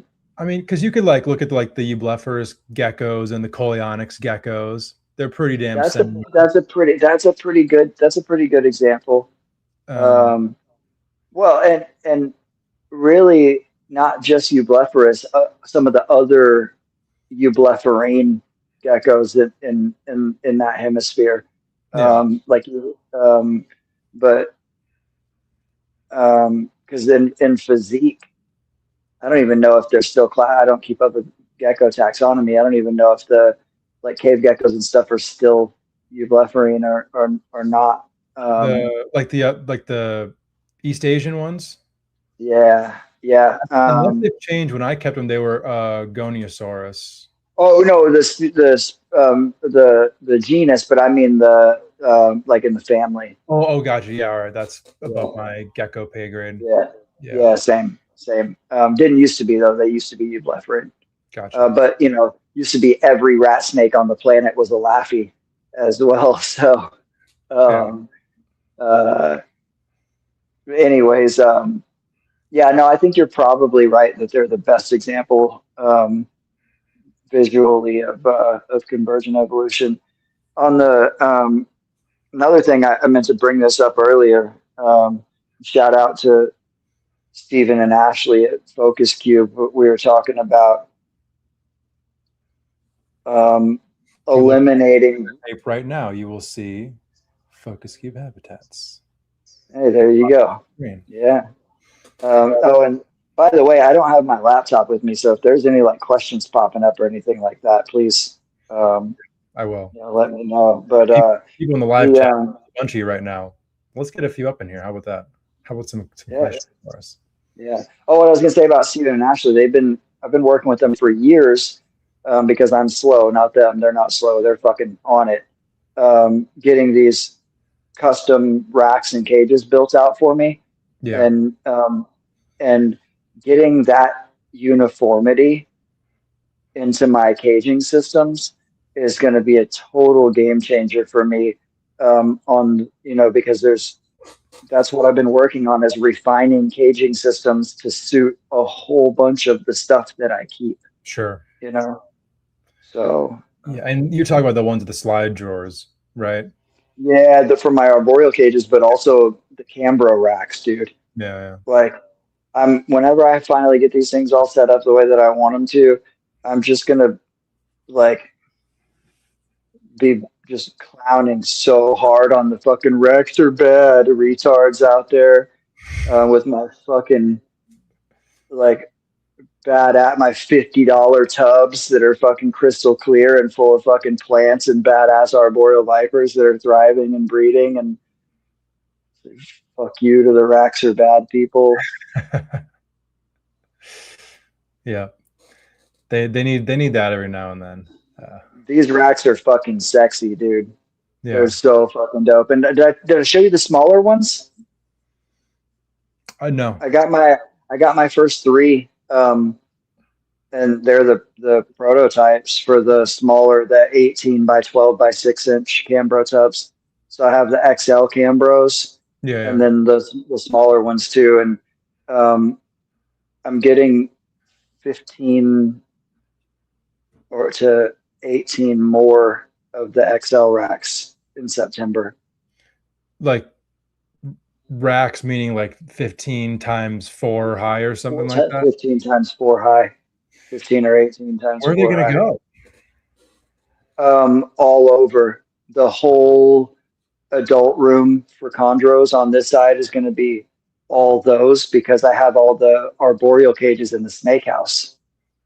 Okay. So I'm moving. So it's going to be all like males and you know, holdbacks, like bigger holdbacks in those, in the adult room over here, and then the rest of them are going to go in one in the two bedrooms, in the snake house. Okay, Yeah. So some for the chondros in the quarantine room, and then some for the rest will be for arboreal vipers, and might even put some of my fanciest Amazons in those as well. Nice. Yeah. Yeah, that's going to be crazy. Yeah. Yeah, it's good. Yeah, to have 96 of those tubs going. Yeah. Oh man. It's gonna be fucking dope, dude. Yeah. It'll be so cool. Dang. I'm wondering if I can figure out how to keep the Tropidolaemus in those too. Might need some modification, but I'm gonna play with that a little bit. Are you heating those racks, or are you going ambient on them? All ambient. All ambient. I have some ideas though about being able to heat individual tubs. I've got a couple of ideas about ways to basically mount like heat tape that's on a panel at the back of it to create a little bit of heat for gravid females. That was my question. Yeah. Yep. But the other thing that I have is, well, this is what I did with my purple spot viper. I moved her to a 10-gallon on a shelf with a heat light on it, you know, for her, once I was sure she was gravid.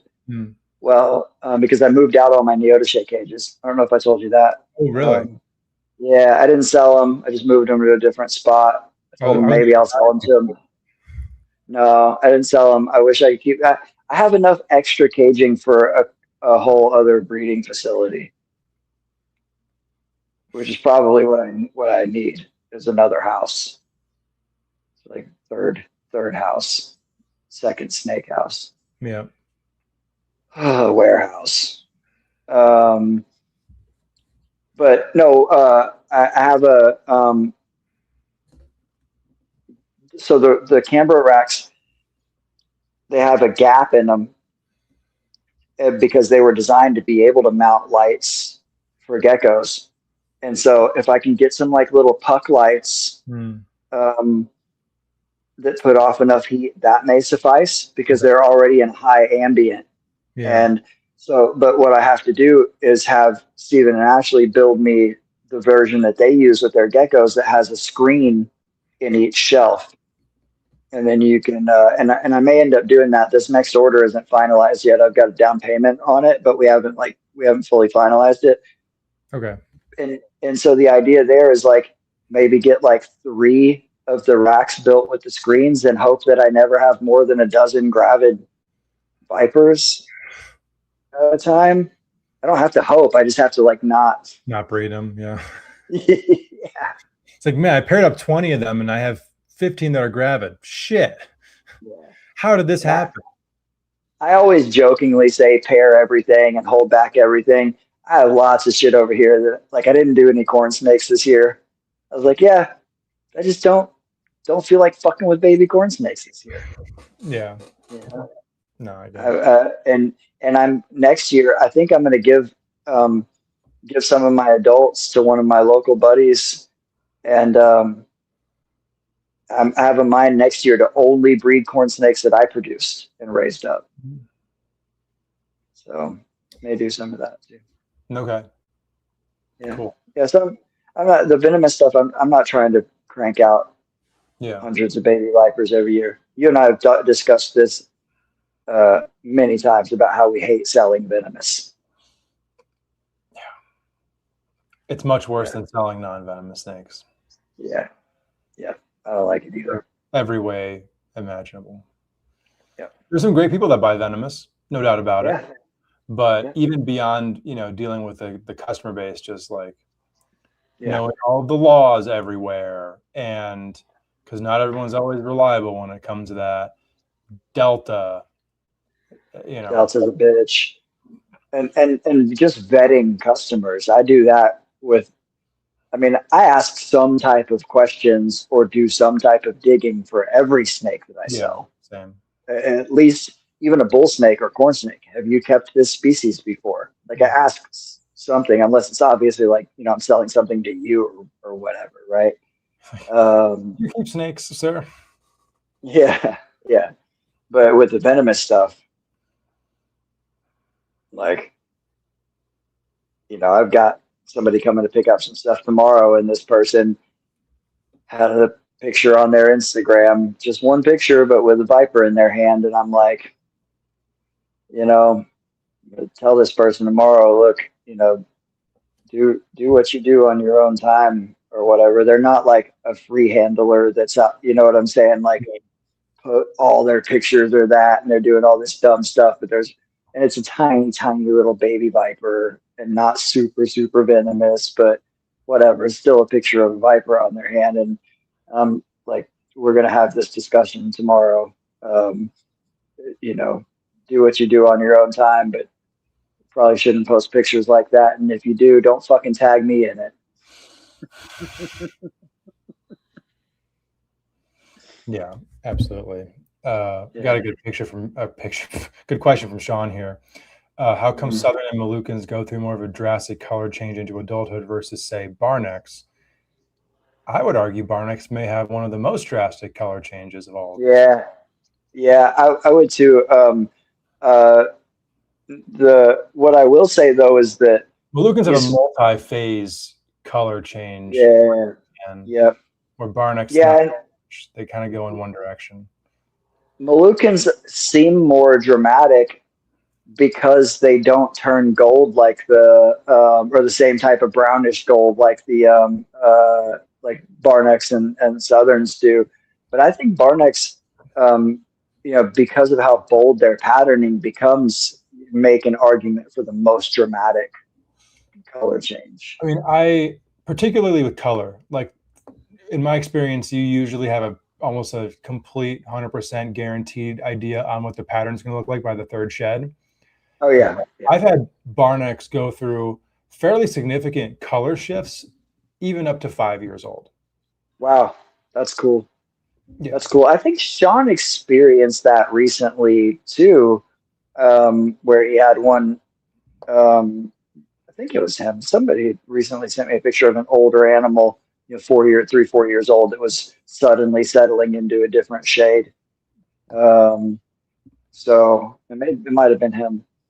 I'm curious with the male that I got from you, the Barneck male that you produced, if he's going to do that, because he's still a fairly small guy. Okay. He locked up that female this year. I think I told you that, but nothing came of it. Did I tell you that I palpated all of my scrubs the other day?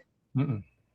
Yeah, there's nothing going on with any of them. I've got no follicles in anybody. Mm. The weather was weird this year, man.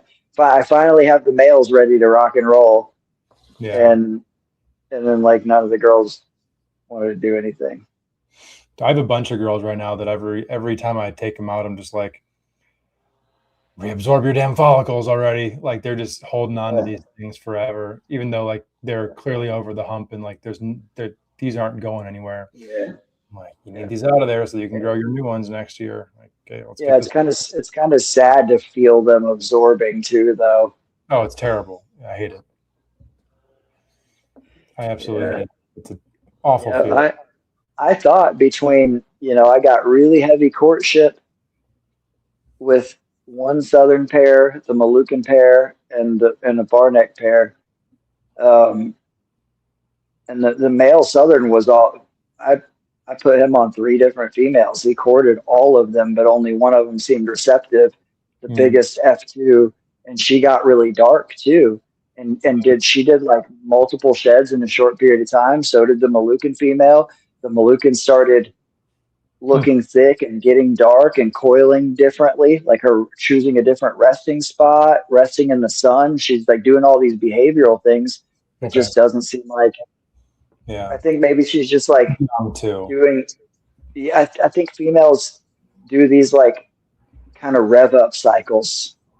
Absolutely. If that makes sense, like where they're like their system is like kind of priming everything. I think I would say with the scrubs that I have bred, at least 75% of them went through a cycle and reabsorbed the year before they actually had their first clutch. Yeah. Maybe even more. Where like the first year of female, like when she's 4 years old, I'm like, all right, there's almost like a 100% chance that this cycle is going to be nothing. And she may even lock up a couple of times, but she'll go back into shed. When, at least I've experienced, when they start to reabsorb, their follicles kind of space a little bit. That's how you can kind of tell. They'll go through a shed cycle when they really shouldn't be. If they were like their next shed should be their prelay.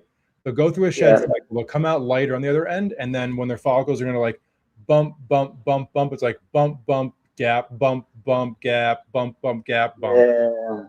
And I can remember that from last year with the 2 F2 girls absorbing. Yeah. Well, maybe next year will be my year with the Moluccan pythons. I know you've been saying that for a while. I think this is year 6 that I've attempted. Yeah, I think this is the 3rd podcast I'm going to say this on now, but I have a new phrase I've come up with lately. One of 2 things will happen for me with Moluccans. I'm either going to breed them or I'm going to die. Those are the 2 options. Yeah. It's like I have hopefully like 70 something years to try to get them to go because I'm not going to fucking stop. So no amount of failure is going to stop me from trying to breed Moluccan scrubs. So there's only 2 options here. Either they win or I win. Yeah. Did I tell you that my male grabbed my female while they were paired up? No. Yeah. I was in there. Same way it happens every time it's ever happened with chondros. I was in there feeding other stuff. Yep. And male grabbed the female by the neck and wrapped her up. And they were both totally fine. And it was no big deal for them. It had me freaked out, and I'm in there trying to separate, at night by myself, trying to and smelling like rats, trying to separate 2 adult scrub pythons that are tied in a knot. But it only took me about, I don't know, 4 maybe 5 minutes to get them apart. There was no blood. It was just, that's good. Yeah, easy deal. I was a little violent with one of them once I started to get them apart. I think I kind of threw one of them a little bit to get them, make sure they didn't come back in, but they're tough. I think you want them is for them to fucking go back at it the second time in that scenario. Yeah, or get me. True. That wouldn't feel good either. Good question here. So since both of you have a lot of diversity, is there any species that you regret getting rid of or not working with? Can you answer that question? I'll have to think about that Yeah, for a I while. mean, regret getting rid of, I can honestly say I'm at a point where I don't think I've ever actually truly regretted getting rid of a species. I think there's stuff that I imagine I'll keep again someday that I have kept and that I've gotten rid of, especially in the last couple of years of trying to like specialize, but where I definitely haven't regretted it by any means, but where like I really like them, like for instance the subox or cave racers. Yes. One that I'm not sure of yet will be the Mangshans, how I'm going to feel about that. Yeah. You know, one that was unfortunate was my my Parviocula, that she didn't take well to the whole moving fiasco. Yeah. But then after that, I'm just here like, that's the only snake I had that if it got me, I'm like probably gonna die. Is that worth it? Yeah. Yeah. So I don't know. I mean, we don't really know what the mangs will do to you either, especially when they're big. True. I mean, I think I know at least 2, maybe 3 people who've been bitten by mangs. Yeah. And you know, by all accounts, doesn't seem to be a great time, but they've all made it, and I don't think with any sort of really long-term repercussions of it. So, but yeah, yeah, those 2, I'm like, yeah, especially the big adults. I'm like, yeah, let's not do that. Which is, you know, part of the thought process of moving them on. Is like, you know, little rattlesnake, little palm viper, okay. 6 to 7 foot Mangshan viper, that's a different story. You know, that's a venomous snake right there. My God. Yeah, and I mean, if you've seen the fangs on those things, I have plenty. You know, they like, I've had this discussion with a lot of people, but you know, everybody always says gaboon vipers have the longest fangs. I'm gonna hard disagree with that. I think the longest fangs are going to be on really big bothrops and proto-bothrops. I mean, my 5.5, 6 foot Mangshan, her fangs are every bit as big as my massive gaboon vipers, every bit.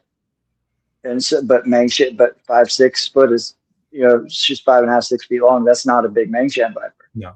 She's the ones they have at Reptilandia fucking could eat her easily. Yeah.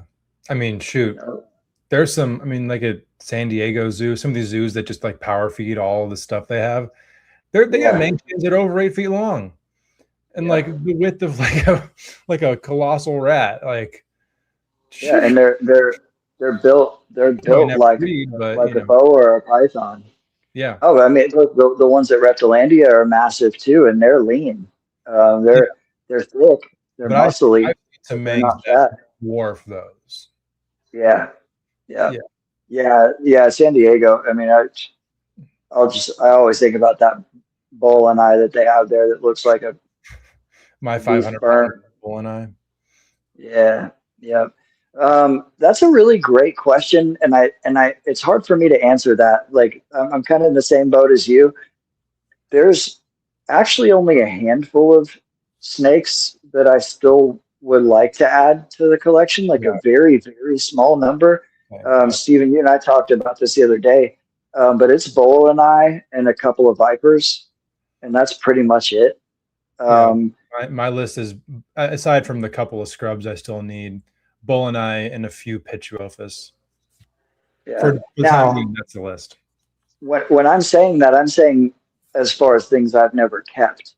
Yeah. I would love to have a room full of animal plastics cages or focus cube cages, and with 2 walls of locality boas and 2 walls of normal carpet pythons. Yeah, man, the locality boa rabbit hole is one that it would be so easy to go down. Yes, I love Guyana and Suriname and Brazilian and Peruvian and Argentinian and Bolivian boas. I love those fucking snakes. I have a little Guyana and a little Bolivian over here right now that I'm just babysitting for a friend who is out of the country for a while, and loving having them here. They were both problematic animals, feeders, and he didn't want to leave them with the person that was taking care of the rest of his stuff. Gotcha. There's not a ton of stuff that I regret getting rid of per se as species. There's individual animals that I regret getting rid of. Sure. And regret that I wasn't in a position to hoard Bolin's pythons and Protomanaquari chondros when they were readily, or not Bolin's, Moluccan python, $150 Moluccan pythons and $500 Protomanaquaris, and Bolin's pythons too. When they're, I've seen Bolin eye as cheap as $1,750. Yeah. So. Yeah. No, 100%. Yeah, I would say, in the not getting or not working with category. Yeah, I mean, I think it's hard to regret not working with something because you still can, but like getting something at a particular time for sure. And Bolin's, I think, would be the prime example. I mean, shoot, there's really so much. Like, I mean, one day I'd love to work with the Gonyosoma margaritatum. Yeah. But let's let that price come down a little bit, because it's going to come down a whole lot. And I will.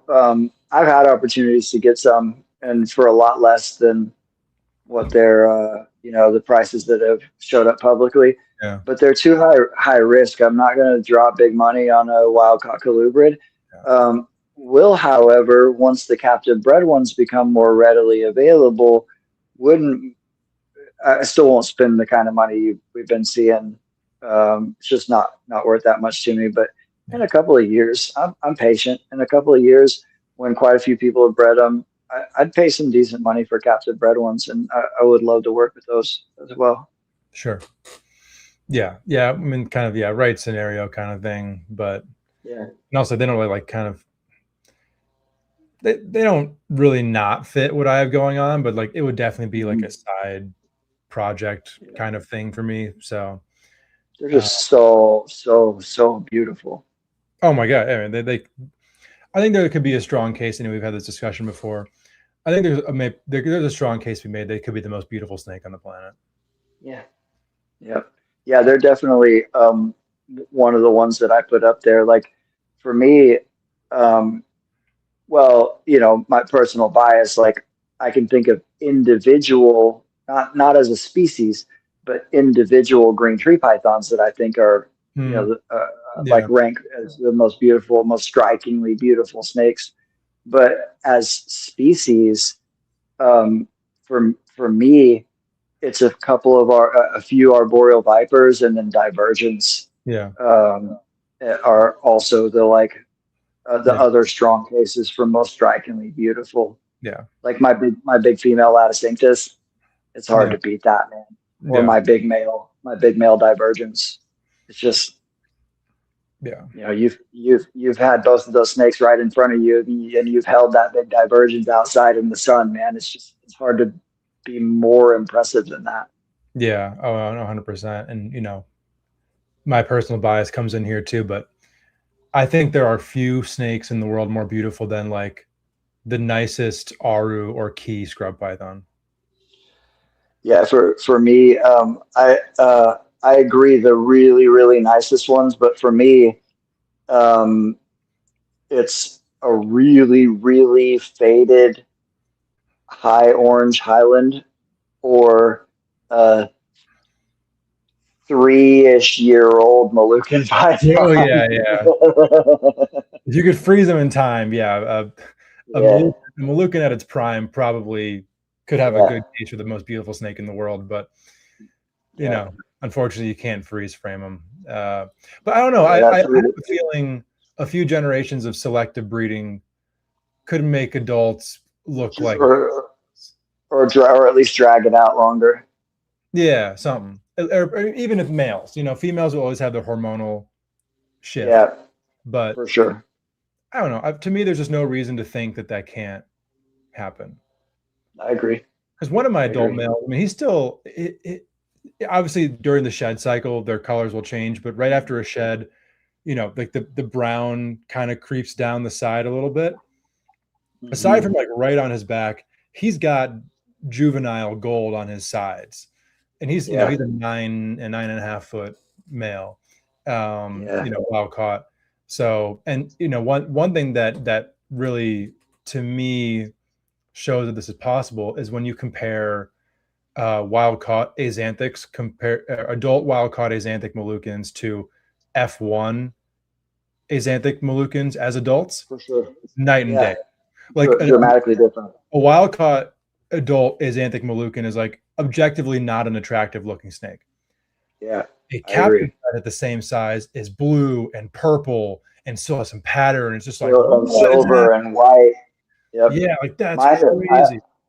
I call mine Ghost. He's still, when he fires up, he is an unbelievable fucking snake, man. Yeah. God damn, he's beautiful. And like what I've even seen with like the F2 bar necks that I've produced, just like, I mean, ridiculous compared to like wild stuff that I've seen over the years. I'm like, I don't know. I have a feeling that it can move in that direction with Moluccans. I'd hope so at least, but why not? And just generally, you know, like we just did, plug in your favorite scrub python, but you know, we by and large from a distance you can call scrub pythons with shitty lighting all brown snakes, but a scrub python in the sun, your favorite, the best example of your favorite scrub in the sun also makes a case for the most beautiful snake in the world, man. Yeah, no, 100%. I mean, you know, they've come up a few times. Man, I think you could put Parviocula or rhino vipers for that matter up in Rhinos. that. You know, the parvs didn't really do it for me, even though I had seen them in person before, until I got the babies that I have right now. And I love them, but I still I think that super nice gaboons are prettier, and I think that rhinos, because I'm sucker for the blue on the rhinos. I just have one pair of rhinos, but I love them. I also am down to, I just have only keeping one pair of gaboons. I got one pair of puff adders, one pair of gaboons, one pair of rhinos, two pairs of Parviocula. Yeah. But and you know, another personal bias entry here, but I think that these two are honorable mentions at worst in this discussion. One is a really nice, like deep, vibrant red Amabilis ridge nose rattlesnake. Yeah. Yep. I'm not sure if I've ever had my breath taken away by a snake the same way I did the first time I saw one of those. Like, it's the way that their colors fade into each other in such a like silky way.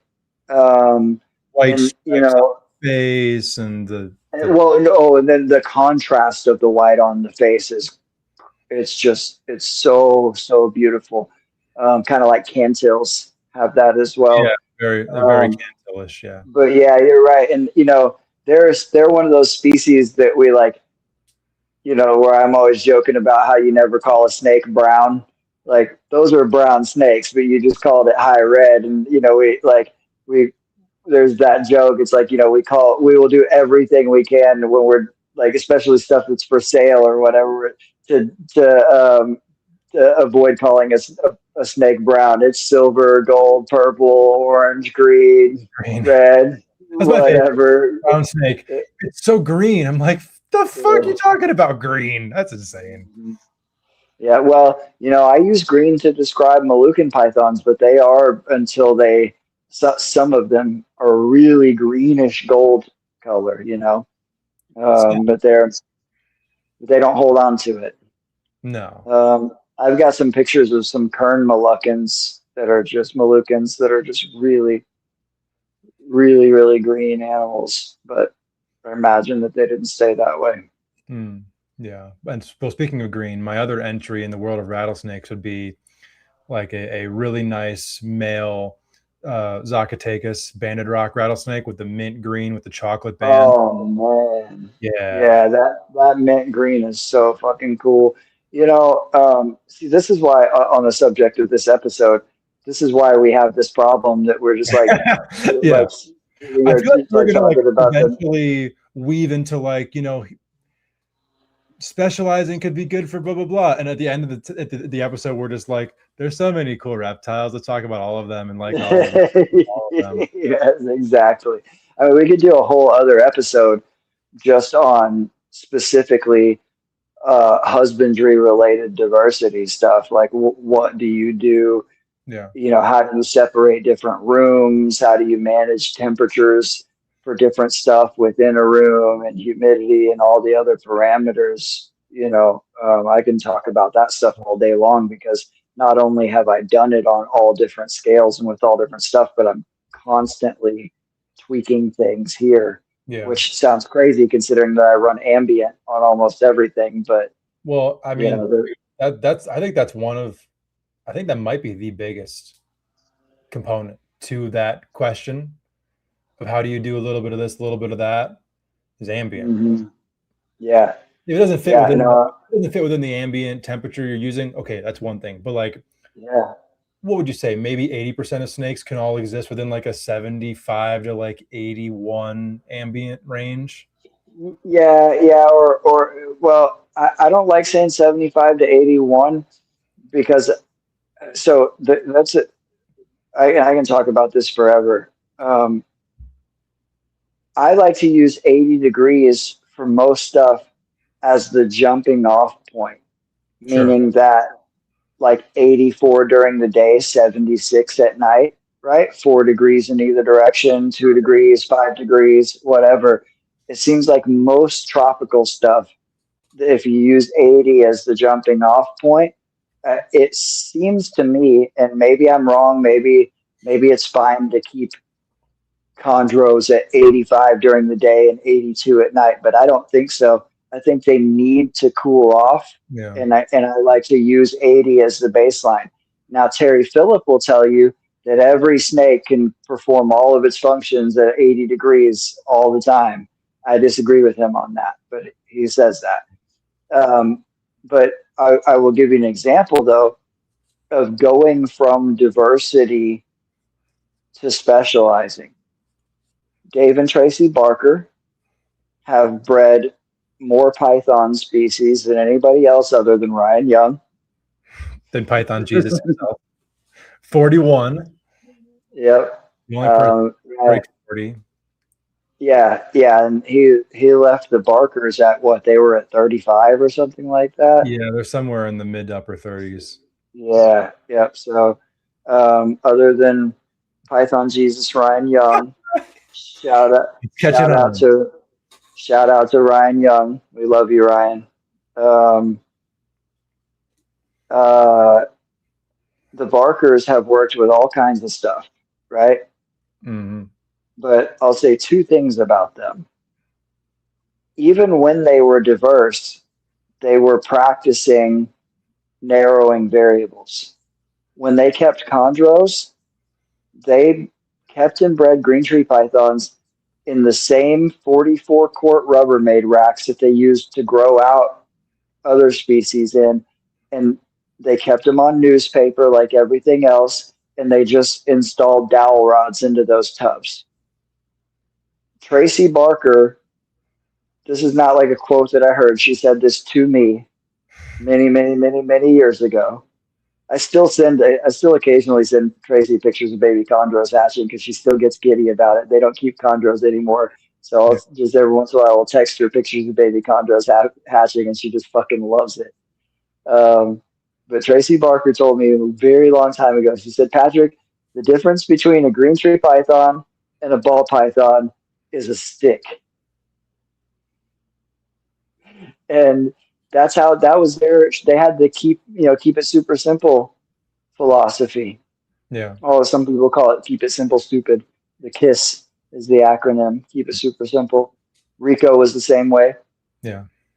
But that's why the barkers only keep blood pythons, boa constrictors, and are they still doing carpets? Are they? No, ball pythons. That's the third one. They're doing balls, bloods, and boas, and they keep everything at 81 degrees all the time, and they offer the females external heat after they ovulate. Yeah. And they've pared it down to those things because those are the things that all continue to thrive and breed in those parameters, right? Yeah. So, you know, and that's it works for like, a lot, you know. Yeah. Once you get to Australia, you might lose a few there, but like when it comes to pythons, damn near everything, you're good to go. Yep.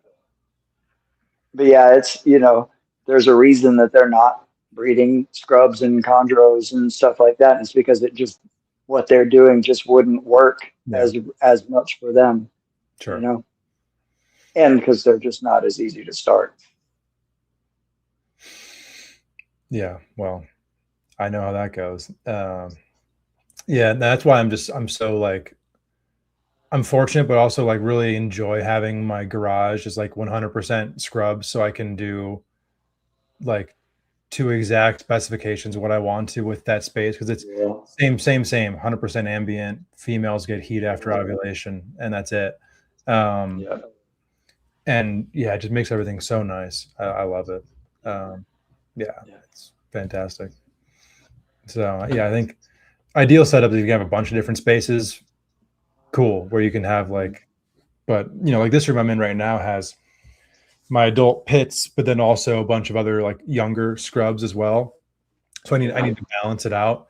Everything's fine. I've had clutches in this room of scrubs, so like obviously, you know, works well enough for that. But definitely can't treat this space the same way I treat my garage, where like in the summer I'll let it get up to 85 in there.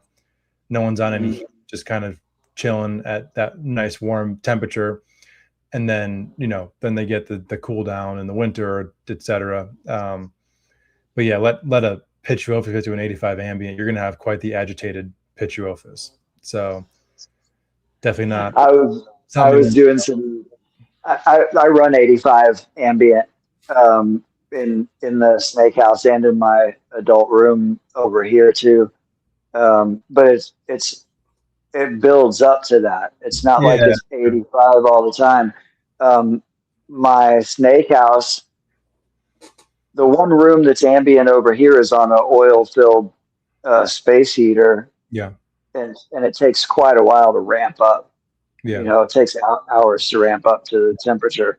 But the snake house, it's all on the HVAC, but I have it on 4 different temperature zones. And I only change one of them.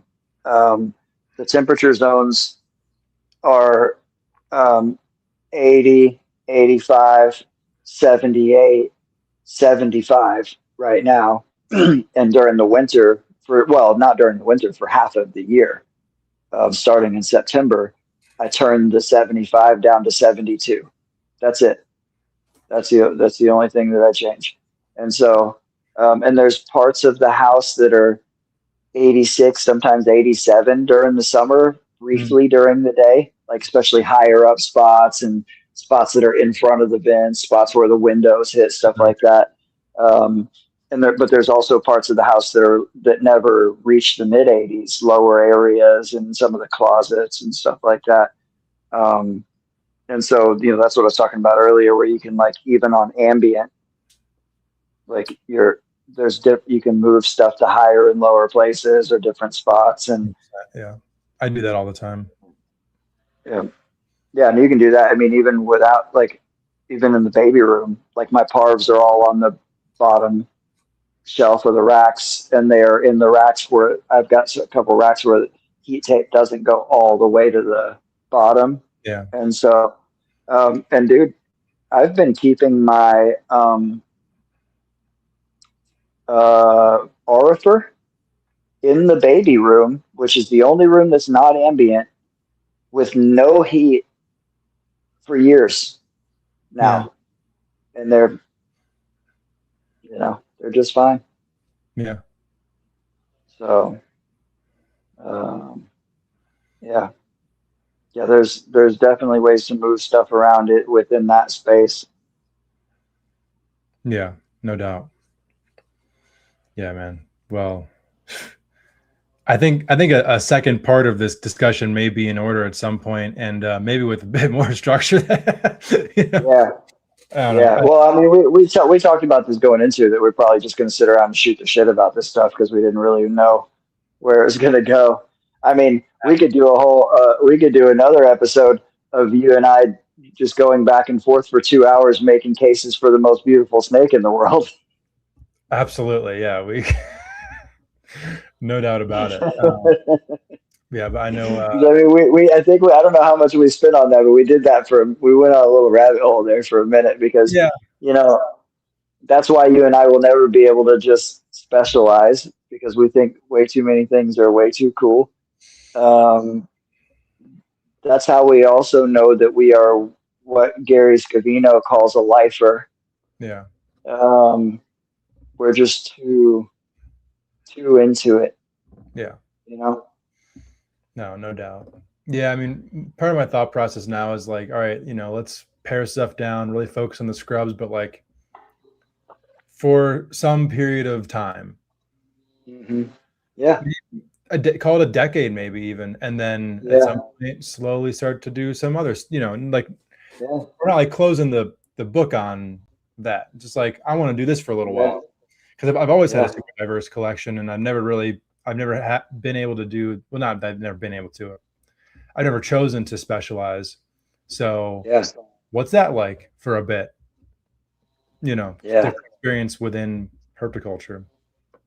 Well, and what focusing on the scrubs will allow you to do is one, like hit goals that you have with like all the different scrubs. Yeah. But then once you've like hit those goals, you also could pare that down to the scrubs that you enjoy working with the most and the ones that have been the most successful for you and all of that stuff. Yeah, no doubt. I mean, part of it right now, I have so many of them because I'm still trying to figure out what makes these things tick, what makes them breed. And at some point, I'm like, all right, if I have a pretty solid formula, then, maybe I can get my 10 clutches a year with 20 adults instead of 40 adults. I mean, people have been trying it for a long time with green trees too. And there is not a formula for green trees, and there's like you can use a formula and like devise a formula and get fairly good results, but like Rico used to say, if you want to consistently, again, Maxwell's book, he says, if you think you want to try to get a clutch of chondros, one clutch, get 2.3 adults and start there and see where it goes for you. And that's relevant.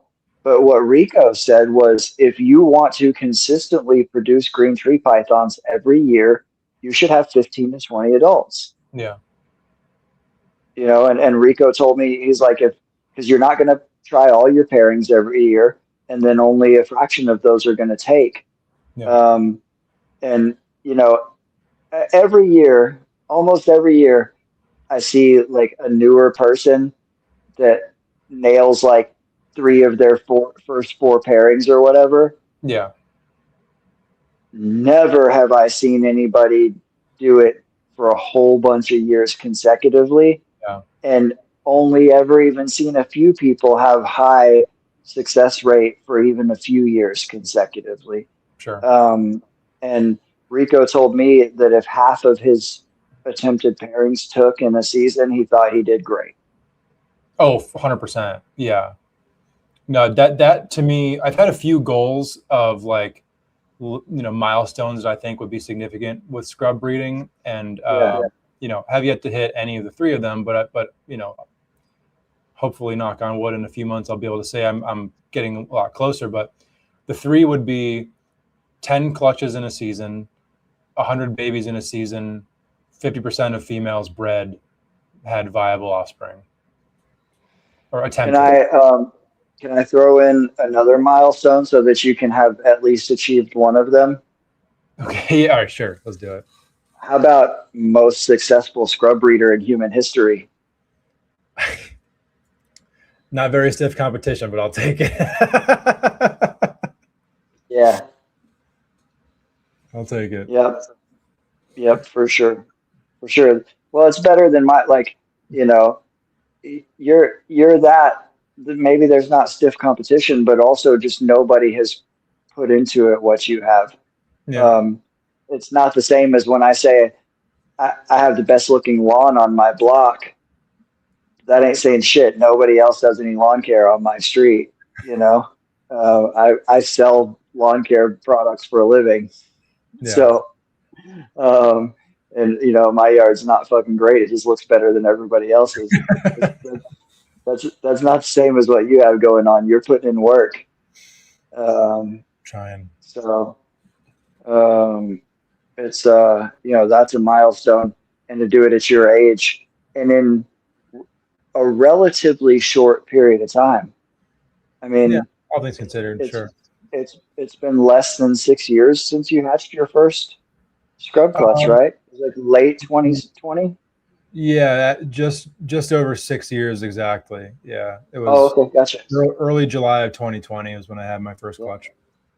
Yep, and I'm honored to have one of those chilling over here with me. I'm honored. I love her. She is. She's got a wicked feeding response, but she's actually one of the easier ones to work with. Although she's still one of the ones where once she's out, I pay a little bit more attention to her than a couple of my Southerns that I just know once they're out, they're not gonna. And the Moluccans, both of my Moluccans and two of my Southerns, I know once they're out, they're just not gonna bite me no matter what. She's like. So every once in a while when I have her out, I'm like, I should probably keep my eye on you. And the mail that I got from you, he did nail me the other day while I had him out. And I was like, yeah. And he's got a good feeding response. I think it's because I had him with her. I think he was, I think he was territorial. Because he was real pissy when I was getting him out. And he's usually not like that. And it was right after I had him paired up. And he had locked her up, and I got him out, and I'm used to being able, like, once he's out, he's fine. And I was holding him and changing his cage out, and he fucking nailed me. Yeah, it's interesting you say that. I've experienced very little territorial behavior with male scrubs, but my male Wamina scrub, he's maybe the longest scrub. He's like a legitimate 12-foot scrub. He is a fucking beast, and he is not a friendly beast. But like when he was with this female, monster. Oh my god! And it doesn't help that she's in a top cage, so he's this like 12-foot snake that's like at least 5.5 feet off the ground, and like, and I'm just I'm trying to get him out, and oh my, like. It was crazy because he normally doesn't have a great attitude, but he's not a face slammer, but like track you across the room, would not hesitate to throw a strike. And then after breeding, after he shed, kind of back to normal, his normal self. Super interesting. I love that. Have you ever had guarding behavior with your males? Man, this just came up on maybe the podcast last week. Actually, I think it was the podcast last week with Vin and Chris. I don't really think so, but I've had an Aru male like just stay on top of the nest box where the female was in, like pre-ovulation, like 24/7. He was just there, but he didn't necessarily like. I could open the enclosure, but the positioning was very interesting. Like he was obviously leaving her alone, but seemed very intentional that was the spot he chose. Yeah, so I couldn't really peek in the box to see, like, try to catch an ovulation, or Yeah. This 11-foot snake is just like on top of this box here. I'm like, I guess I'm going to leave you be. But other than that, no, I really haven't. The males seem to just like when it's done, they just kind of like, I did what I can show you. Well, what about while they were like early on when they were first paired up, when they're courting, breeding, none of that. just I've a lot had of time together, but not necessarily them being defensive over the female. it seems to be an individual thing because I've bred a lot of Amazon tree boas and a lot of green tree pythons, but I've had individual males that was their MO, and when they do it, it's fucking cool, dude. It is super cool. I had a chondro back in the day that I got from Gary. It was this badass designer outcross that Rico produced. And it was I'll tell you how fancy this snake was. Rico used to sell like red designer outcrosses for $750. This thing was a yellow, and he sold it as while it was still yellow for $2,000 because it was just that cool. Yeah. And somebody sold it to Gary cheap, and I got it for $1,250. And he was the sweetest green tree. He was like, just like awesome, curious. Just you pull him out, and he'd just cruise around on. He was just so cool and so sweet. Put him on a female, he would be courting her as you were feeding him into the enclosure. Like he's still in your hands, and he's already rubbing his chin down her and all that stuff. Come in 10 minutes later, and he'll strike at you. Wow. He did it on 3 different females. He would coil and drape over them and post up and start striking at you. Middle of the day, whatever. 10 minutes after being paired. I have pictures of him doing it. It's fucking awesome. He would stop breeding a female. You walk in there and they're locked up. He would unlock her and come to the front of the enclosure and start striking at you. Really? Yes, dude. It was fucking cool. And I had an Amazon tree boa, a GCR hypo male that was like that too. He would sit on top of the female and stand up on you. And he was also captive bred Amazons usually aren't that bad. Yeah. He was a super calm Amazon. Put him with a female, he'd sit right on top of her and post up on you. It was so cool, dude. That's awesome. I'd love to see that one day. Yeah, what I described with that Mina is the closest I've gotten, but that's what the snake would be naturally, not the happiest to see you. I guess the only funny chondro behavior that I had was my the male that produced the 2 clutches I had. He would not shed if he was with a female. Yes. He would just retain a full shed if he needed to, just to keep breeding. You gotta. I learned that a long time ago. That's actually not rare. I have certain males that I would pull them if it's the first sign of going into a shed. I would pull them and soak them, and then keep them separate until after they shed, because it's not only that they don't want to come off of the girl. Sometimes they won't even drink. Like they're that intent on breeding. Yeah. And but I'm gonna go check on them here as soon as we're finished. But I put a chondro pair together this morning, and the male, as soon as I opened her enclosure, I already had him out, pulled his perch out. As soon as I opened her enclosure, because she's showing some really good signs of development, and he's right next to her. And as soon as I open her enclosure, he comes like upper body off of the perch, and with the intent, what there's a look that males have it's not the same as feeding. It looks like it to your average person that they're maybe checking out food or something. I'm talking about the I smell a girl look. Oh, they've been coming. Okay, yeah, my bad. Yeah. No, coming at me. He was going after her. Like this is early, broad daylight this morning, and he's got his first third off of the perch as soon as I opened her enclosure. Okay. And he's got that look in his eye. Yeah. And I put him in, and he started rubbing his chin on her immediately.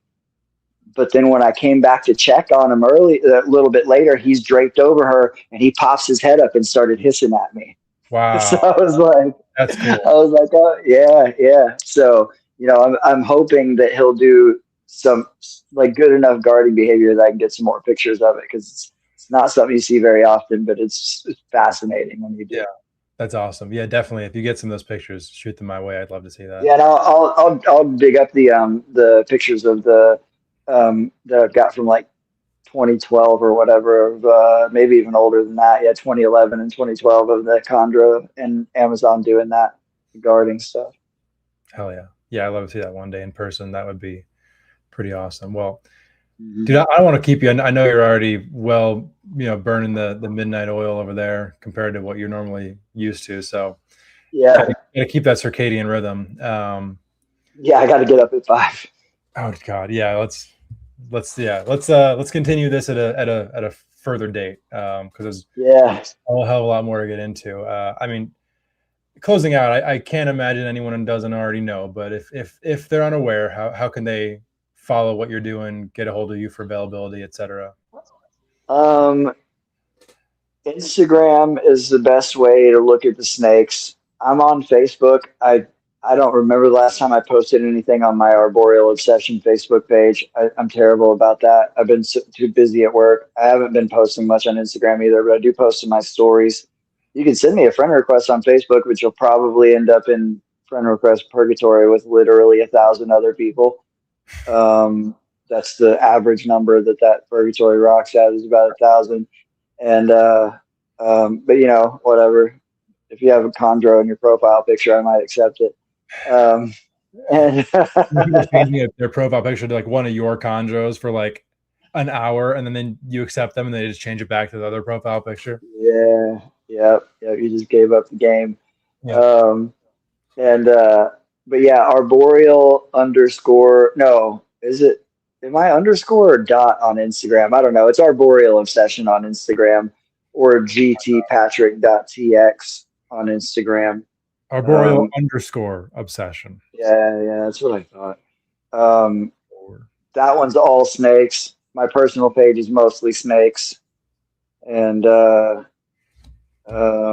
yeah, stay out of my personal story if you don't want to see pictures of steaks instead of snakes. But yeah, absolutely. Well, man, thank you so much for being here tonight. This was an awesome episode. Yeah. Really, really glad we got to do this. And yeah, it's always a pleasure. Yeah, we'll definitely need to revisit the subject with a little bit more structure, and then probably still deviate and just talk about pretty snakes. Yes, absolutely. You can't avoid that topic. It has to happen, Yeah, exactly. Well, all right, dude. Thanks once again. And thank you to everybody who either watched or listened. Catch you all back here next week for a new episode.